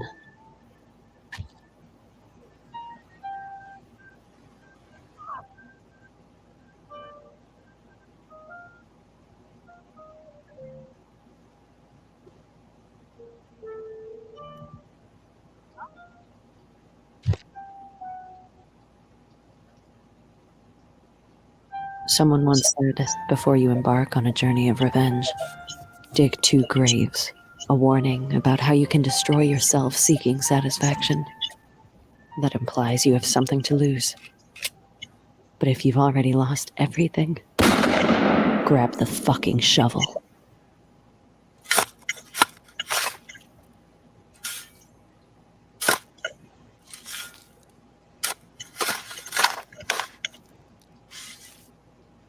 Wow. Wow, that's intense. Yeah, I had a friend who actually ended up putting that video together for me, and we had a voice actress do their line reads for us, and I thought she did a really good job. She did. Tell us a bit about it. But I'm a big fan of those classic revenge movies, 70s and 80s, like Mad Max or Rolling Thunder.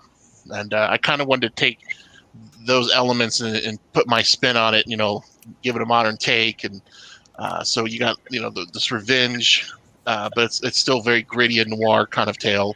There's an element of mystery for the main character, Miranda, to figure out throughout the story of the book. So that's kind of how it started. And like I said, we're up to, this is book 2 right now. But we did fund on Kickstarter for the floppy. I decided to do something a little bit different for Indiegogo, because it's my first time on Indiegogo. And so we're just doing the graphic novel, combining both books, which the story alone is going to hit over about 85 pages. And plus we're adding a whole bunch of stuff. So the graphic novel will push out over 100 pages when all said and done. And you got again, you got the other campaign that you've done over on the other platform on Kickstarter. But you predict this will be a little bit later. This will come out a little bit later than that one, because this has to get printed as well. But this is the graphic novel, so it's going to be square bound, I'm guessing. Yeah, that's the idea. Is it's just a traditional graphic novel, all the standards for that. It's I remember the first time I did a graphic novel was I took a bunch of number 1s that I had done and put them in square bound format because I was creatively bankrupt and I had nothing for the con. And I was like, I'm just going to take all my number 1s and put them back together. And that's what I did. And I called it 1, and it sold pretty well. But yeah, trades can be difficult to sell. Now you're $86. You got 24 days left. You kind of just launched this, and you're learning. You said that you're having to struggle a little bit over there on Indiegogo to make some money. Yeah, I haven't been able to, it seems to reach the audience, or the Indiegogo audience, as well as I did the Kickstarter audience. Mm-hmm. So, trying different things. I'm more active on Twitter. From what I've been told by other people who've used Indiegogo, that's a good source for getting the word out there. So, yeah, obviously it's a little slow going at the moment, but, hoping to pick up eventually. Just as much as I get the word out, hopefully it eventually catches on. It eventually will. I think the thing about Indiegogo is that for me, I don't know, Randy, when you did Revolt, I know you did well in the first like maybe week and a half. Yeah. And then it just kind of petered out, and then that last 48 hours people came in and started throwing money at it. Yeah, well, I learned not to. I probably won't ever run a 60-day campaign again, because there was a good 30 days there of practically no movement. Mm-hmm. A pretty hard stagnation right in the middle. But yeah, towards the end it picks up. Right at the start, there's a little rush, and then at the end there's a little rush as everybody wants to get in, before your campaign's over. So yeah. Okay. Oh, I was going to say, yeah, I hope that's true with this one. Obviously, the start didn't really, but I didn't do a lot of pre-work on this one, and I'm learning that's obviously very important. So I might have skipped a step. Well, a lot of it too is being seen. You got to get out there and get in front of a bunch of podcasts and have them play your trailer, especially, which is really professional looking. So there's no reason why this book can't make a decent amount for you. It looks good, sounds good. The artwork looks awesome. So Should be a good campaign. Yeah, the art, like I always say, like I said, worst case, you don't like the story, the art's amazing, you'll love it. So one way or the other, you're going to like something. Yeah. And you had a couple of different cool covers for this book. Let me scroll down here and take a look at them, because I thought the covers were really cool. And I'm pretty sure I backed it on. I think you backed it on Kickstarter, and it had all these. Yeah. So for the graphic novel, we're actually not doing any variants, which might be a problem for some people. But yeah, on the Kickstarter, we did a whole lot of them. Mm-hmm. And I think some of the posters that we're offering on this set is a couple of them were on the variant covers. Mm-hmm. Part of what I had the Kickstarter, it was successful. So when I set up the Indiegogo, I wanted it to feel different. So people who did back on Kickstarter didn't necessarily think I was trying to double dip on them. So I tried to create something different for the people who weren't able to back on Kickstarter. Mm-hmm. So I set it to just the main cover and then just a few poster options for people who maybe just want, some of the variant art. And I put some new posters that weren't available on the Kickstarter. But I just tried to keep this one simple to just the graphic novel. Also because I didn't want to, I haven't done one yet, so I didn't necessarily want to have to print 6 different variants of the graphic novel, where I know it's a little bit easier to do it on the floppy trade paperback. So yeah. Is this a complete story? What's that? Sorry, is this a complete story? No, so this is book 2. It's going to run 12 books total. So the complete story will be told over the course of 12 different books. Got it.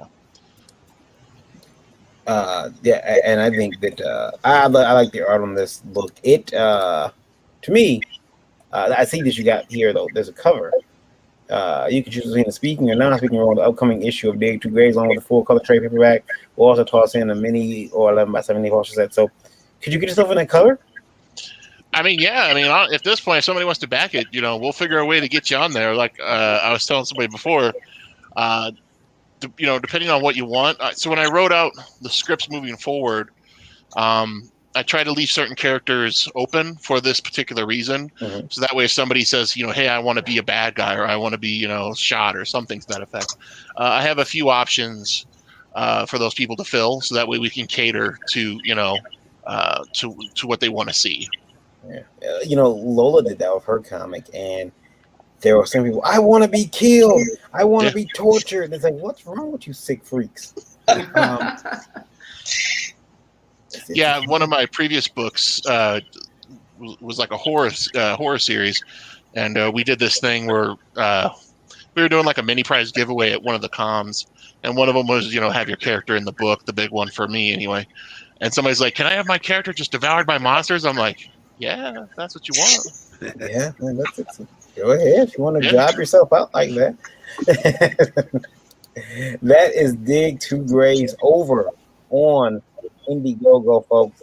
Dig 2 Graves, a graphic novel. Go check it out. He's got 24 days left, but that's once again, Jim could use your help in getting this funded. It's gonna come out anyway, so you might as well get the book now. Yeah. Want to remind everyone that there will be programming note. There will be no Geekgasm tomorrow. No Geekgasm and no Thursday morning breakfast buzz this week. And no Sunday funnies either. Yeah, no Sunday funnies either. Wow, just Sunday 9 a.m. We'll be back next. shots. Yeah, no backer shots. Wow. Will Brandon be doing a Pitches Be Crazy? If we can get his computer together, yeah, I'm gonna try to get him to do Pitches Be Crazy, but we gotta get his computer up and running first. So he bought a whole new computer, so it should be fine. But we will be back next Tuesday at 9 p.m. for another episode of Livewire. That's right. We'll be doing something special. Keep your eyes peeled over at Liberty. Ought to be spectacular. Yeah, keep your eyes peeled because we're doing something very special over the weekend. Speaking of Liberty, well, I guess I'll run that ad. Give me a second. Should have had it pulled up. There I go. There it is. I got it if you don't. Okay. Hey, it's Belle from Liberty Entertainment Distribution. We've got quality indie comics in hand ready to ship to you now. Yes, really. And it gets better. At Liberty, publishers set their own wholesale pricing, and we don't take any fees, so don't wait. Call or visit me today at ledg.us or call 1-800-525-2091. There it is. Liberty Entertainment Distribution Group, putting independent comics in stores all over. Been a lot of hard work. Part of the reason why I'm tired today. Part of the reason I'll be tired when I get back. It's a lot of it's hard work. We're all planning on Monday not doing anything. So. Don't let him fool you. The one that's running the warehouse and the organization. I don't believe that, guys. Don't believe that. She's helping, but listen. At this point, what's happened, and Lola, I think everyone else. Watch your words, because you haven't ate dinner yet. Well, that's okay. That's okay. See, they've taken the power. You have no power here. I do have power. That's why I have power. That's why I got blocked by damn Jamila. They have Grubhub. Man, don't spill the beans yet. Girl, they have Grubhub and Uber Eats. I don't have to wait for you to cook. Here's the thing. Listen, Lola, when a woman gives birth, she's done a great thing. She's done more than the doctor. Okay? I've given birth to Liberty. You are the doctor. You are there to nurse it along. But I've carried it for months, and I labored. You, on the other hand, you're just there to sew up things. You cannot compare childbirth to what you do. At all. Dangerous territory. You try pushing something out of a hole like this big. Have you ever eaten Hardee's?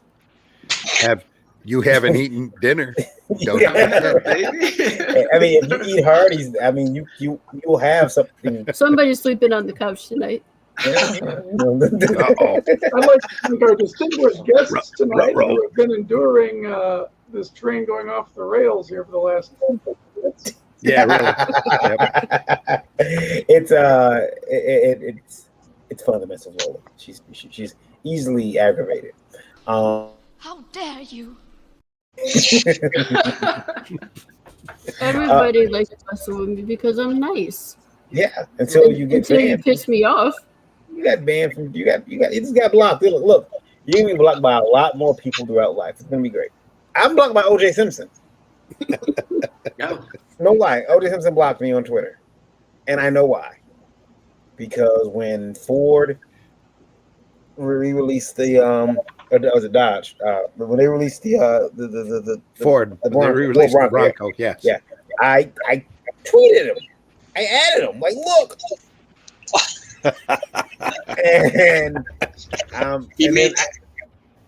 And that's the last I thought of it. And then I went to go look at when something happened. So I'll be go look at OJ Simpson's Twitter. And you're blocked from seeing OJ Simpson. I'm like, the Jews blocked me. Then I thought maybe I should apologize. I mean,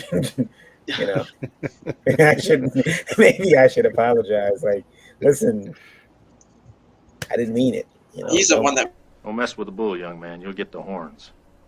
Yeah. I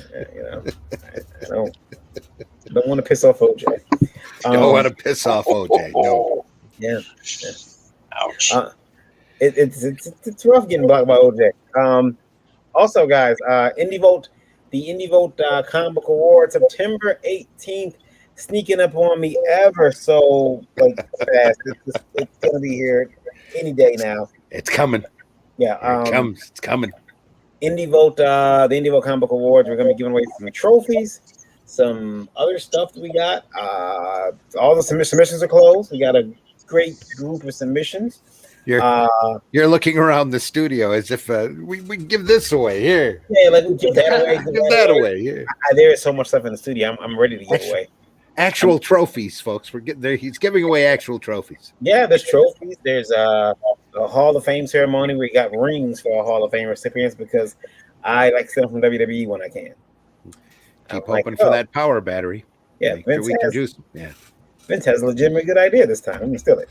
But yeah, so we got a Hall of Fame, and it's going to be a good event. We're going to hope to move it every year. So this year it is in Michigan, where I'm based, and then maybe in the next year we're going to go to see Dave and Buster's a sponsor, make some StreamYard.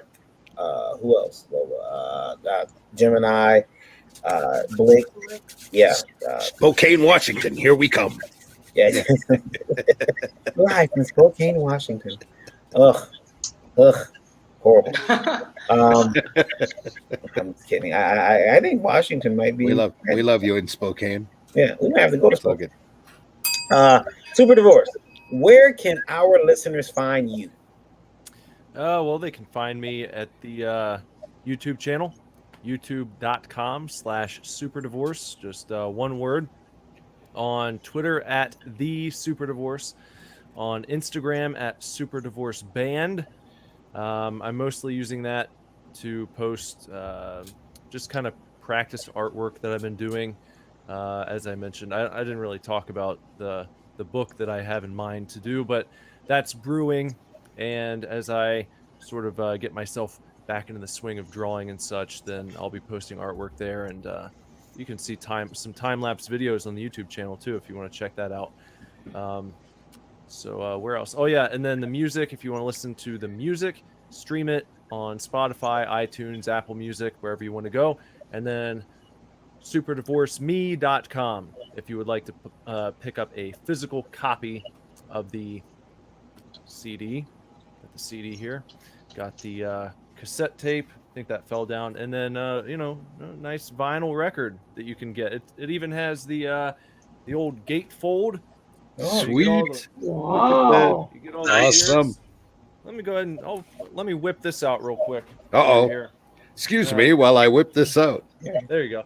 There's the sleeve it comes in, and here's what the record itself. Oh, sweet! Look at that. Look at that. That's nice. Wow. Nice. So, for our radio listeners, that's in blue vinyl. A nice, Beautiful blue vinyl. It's in blue, so David's mad. A nice translucent blue. Low prices too, guys. Can I say that?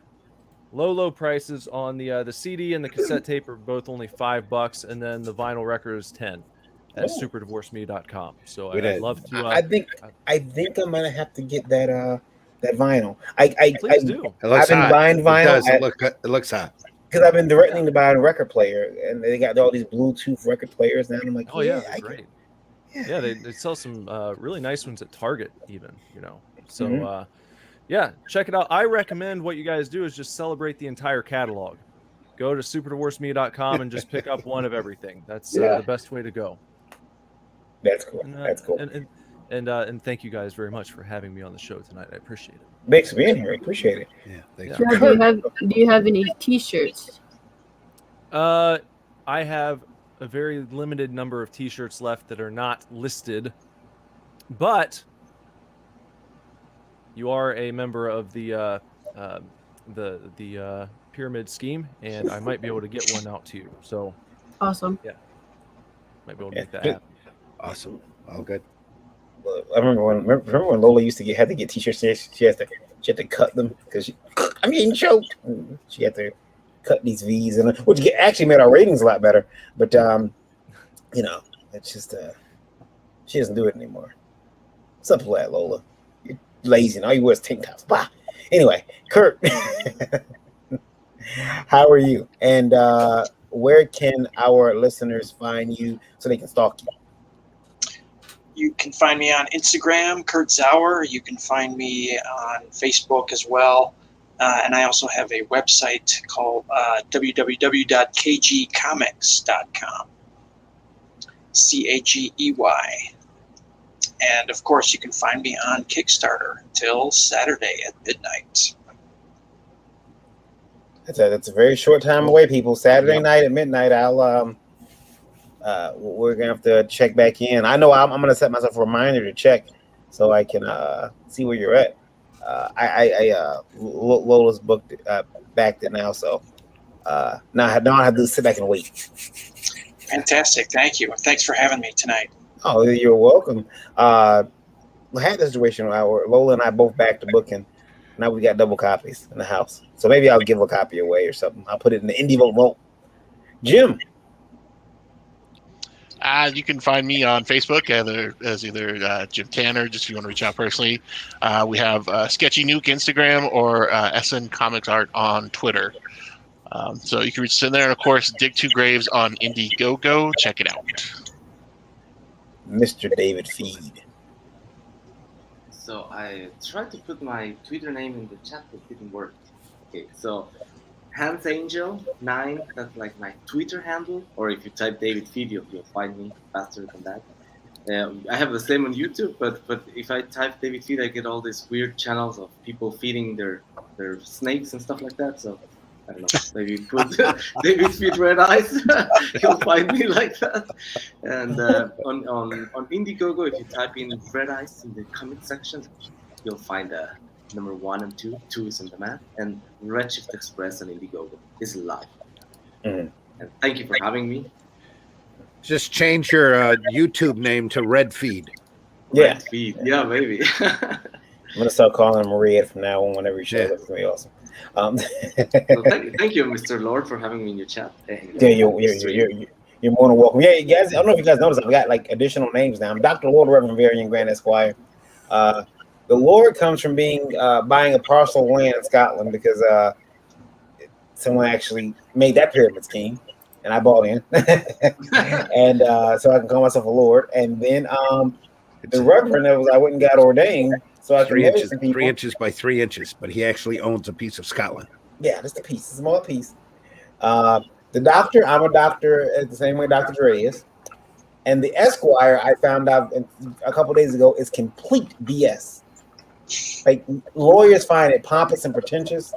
And one lawyer said that if you see a lawyer write Esquire at the end of his name, he's going to lose the case. He's going to lose. That they said that's very pretentious and very pompous. Eric, where can you be found? Oh, well, I can be found quite a few different places under @DreadedDinosaur, the standard Twitter, Instagram, Facebook, Patreon. I do have a Linktree /DreadedDinosaur, which has got a whole bunch of stuff on it. I just updated it. Just fixed a broken link on my web store, so you can buy some prints there. EricHudson.com, shop, buy prints, help me pay some rent. I got 2 weeks off from shows, and I'm going to be back on the road again for Lexington Comic and Toy Fair in Lexington, Kentucky in a few weeks. Looking forward to that. Until then, you can find me right here for Indie Bolt and all things going on with that.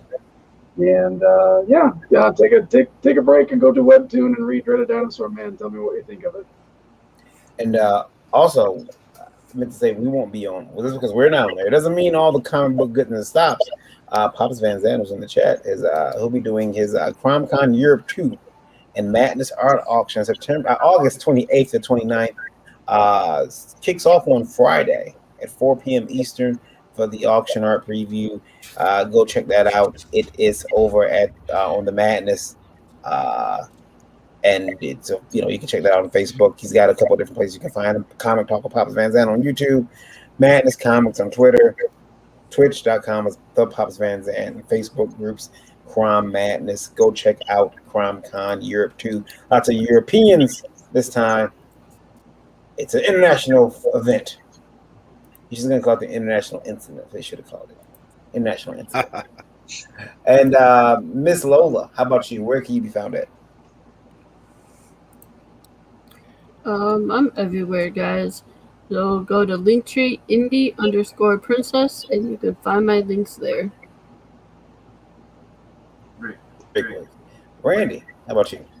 You can find me on Facebook under Randy Zimmerman. You can find me occasionally over on the Twitter under Randy Zim. But most of all, you can find Arrow Comics on Linktree, Arrow Comics 4.0. Look for Arrow Comics 4.0 on Facebook. We have 2 pages over there, one for Arrow Comics 4.0 and one for Friends of Arrow Comics 4.0. We also have a Twitter and an Instagram for Arrow Comics 4.0, and look forward to seeing some great book announcements here within the next couple weeks of books that we have ready to go to the printer for Arrow Comics, ready for the retailer. Available exclusively through Liberty Entertainment Distribution, LEDG.US. And then you'll find us back here next Tuesday. for the LiveWire program Tuesday night at 9 p.m. Eastern Standard Time. I can't understand how Randy can say see you next Tuesday and keep a straight face. You just do it without thinking. So, hey, everybody, see you next Tuesday. Of course, if you want to message us, you can do so. It's very easy.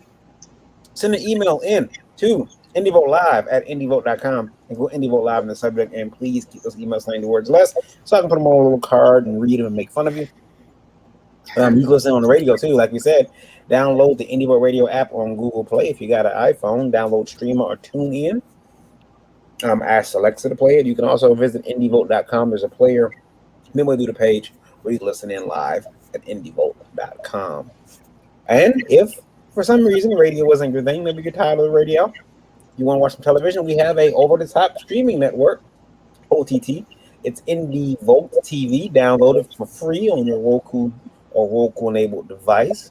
We got a lot of independent movies up there, some long-form content. Whenever YouTube says, hey, you can't say that on our platform, I say, fine, I take it and I put it over on our channel where we can say anything we damn well please. And they can't get mad at me. Well, they can cancel me still, but, you know. It's on my network. You can't do anything about it either. So, we have that, and it's free, completely free. So go check that out. Download it today on your Roku. And that's it. Final radio numbers? Final radio numbers at 99,106. 99,106. 99 almost broke that 100,000 again. All you guys listen on IndieVote Radio, go over there and check out all these wonderful campaigns, books, and talent we have. Go check them out. Go subscribe to their Facebooks, their YouTubes, all the stuff. Do all the things. Try to remember to leave this industry a better place than you found it. And that's it for us. Remember to buy alternative and independent comics, especially ours. But yeah, I'll take us out of here, Randy. Well, on our way out the door, we want to remind everybody of the immortal words of Mr. Jack Kirby, who says, "Kid, comics will break your heart." That they will. I'll take us out of here. Wish everybody the best. Stay healthy. We'll see you next Tuesday here at 9 p.m. Eastern Standard Time. Did I run the one ad, by the way? What? Did I make my $100? No, we got to do that. Oh no, we can't forget our gracious sponsor. Yeah, can't do that. Sorry, guys. Hold on a minute. Before I go. This video is sponsored by Too Hard, the #1 natural erection formula. You can never be too hard. Never be too hard. Never be too hard. Because you know what could happen if you're not careful. And you, sir, are you waiting to receive my limp penis? Now, get your hands off me. I love that, man. Wow. Awesome when you get the rest of it. I'll take us out of here. Everybody have a great night. Have a great week. We'll see you back here next Tuesday. Take care, everybody. Stay safe. We'll see you soon. Bye.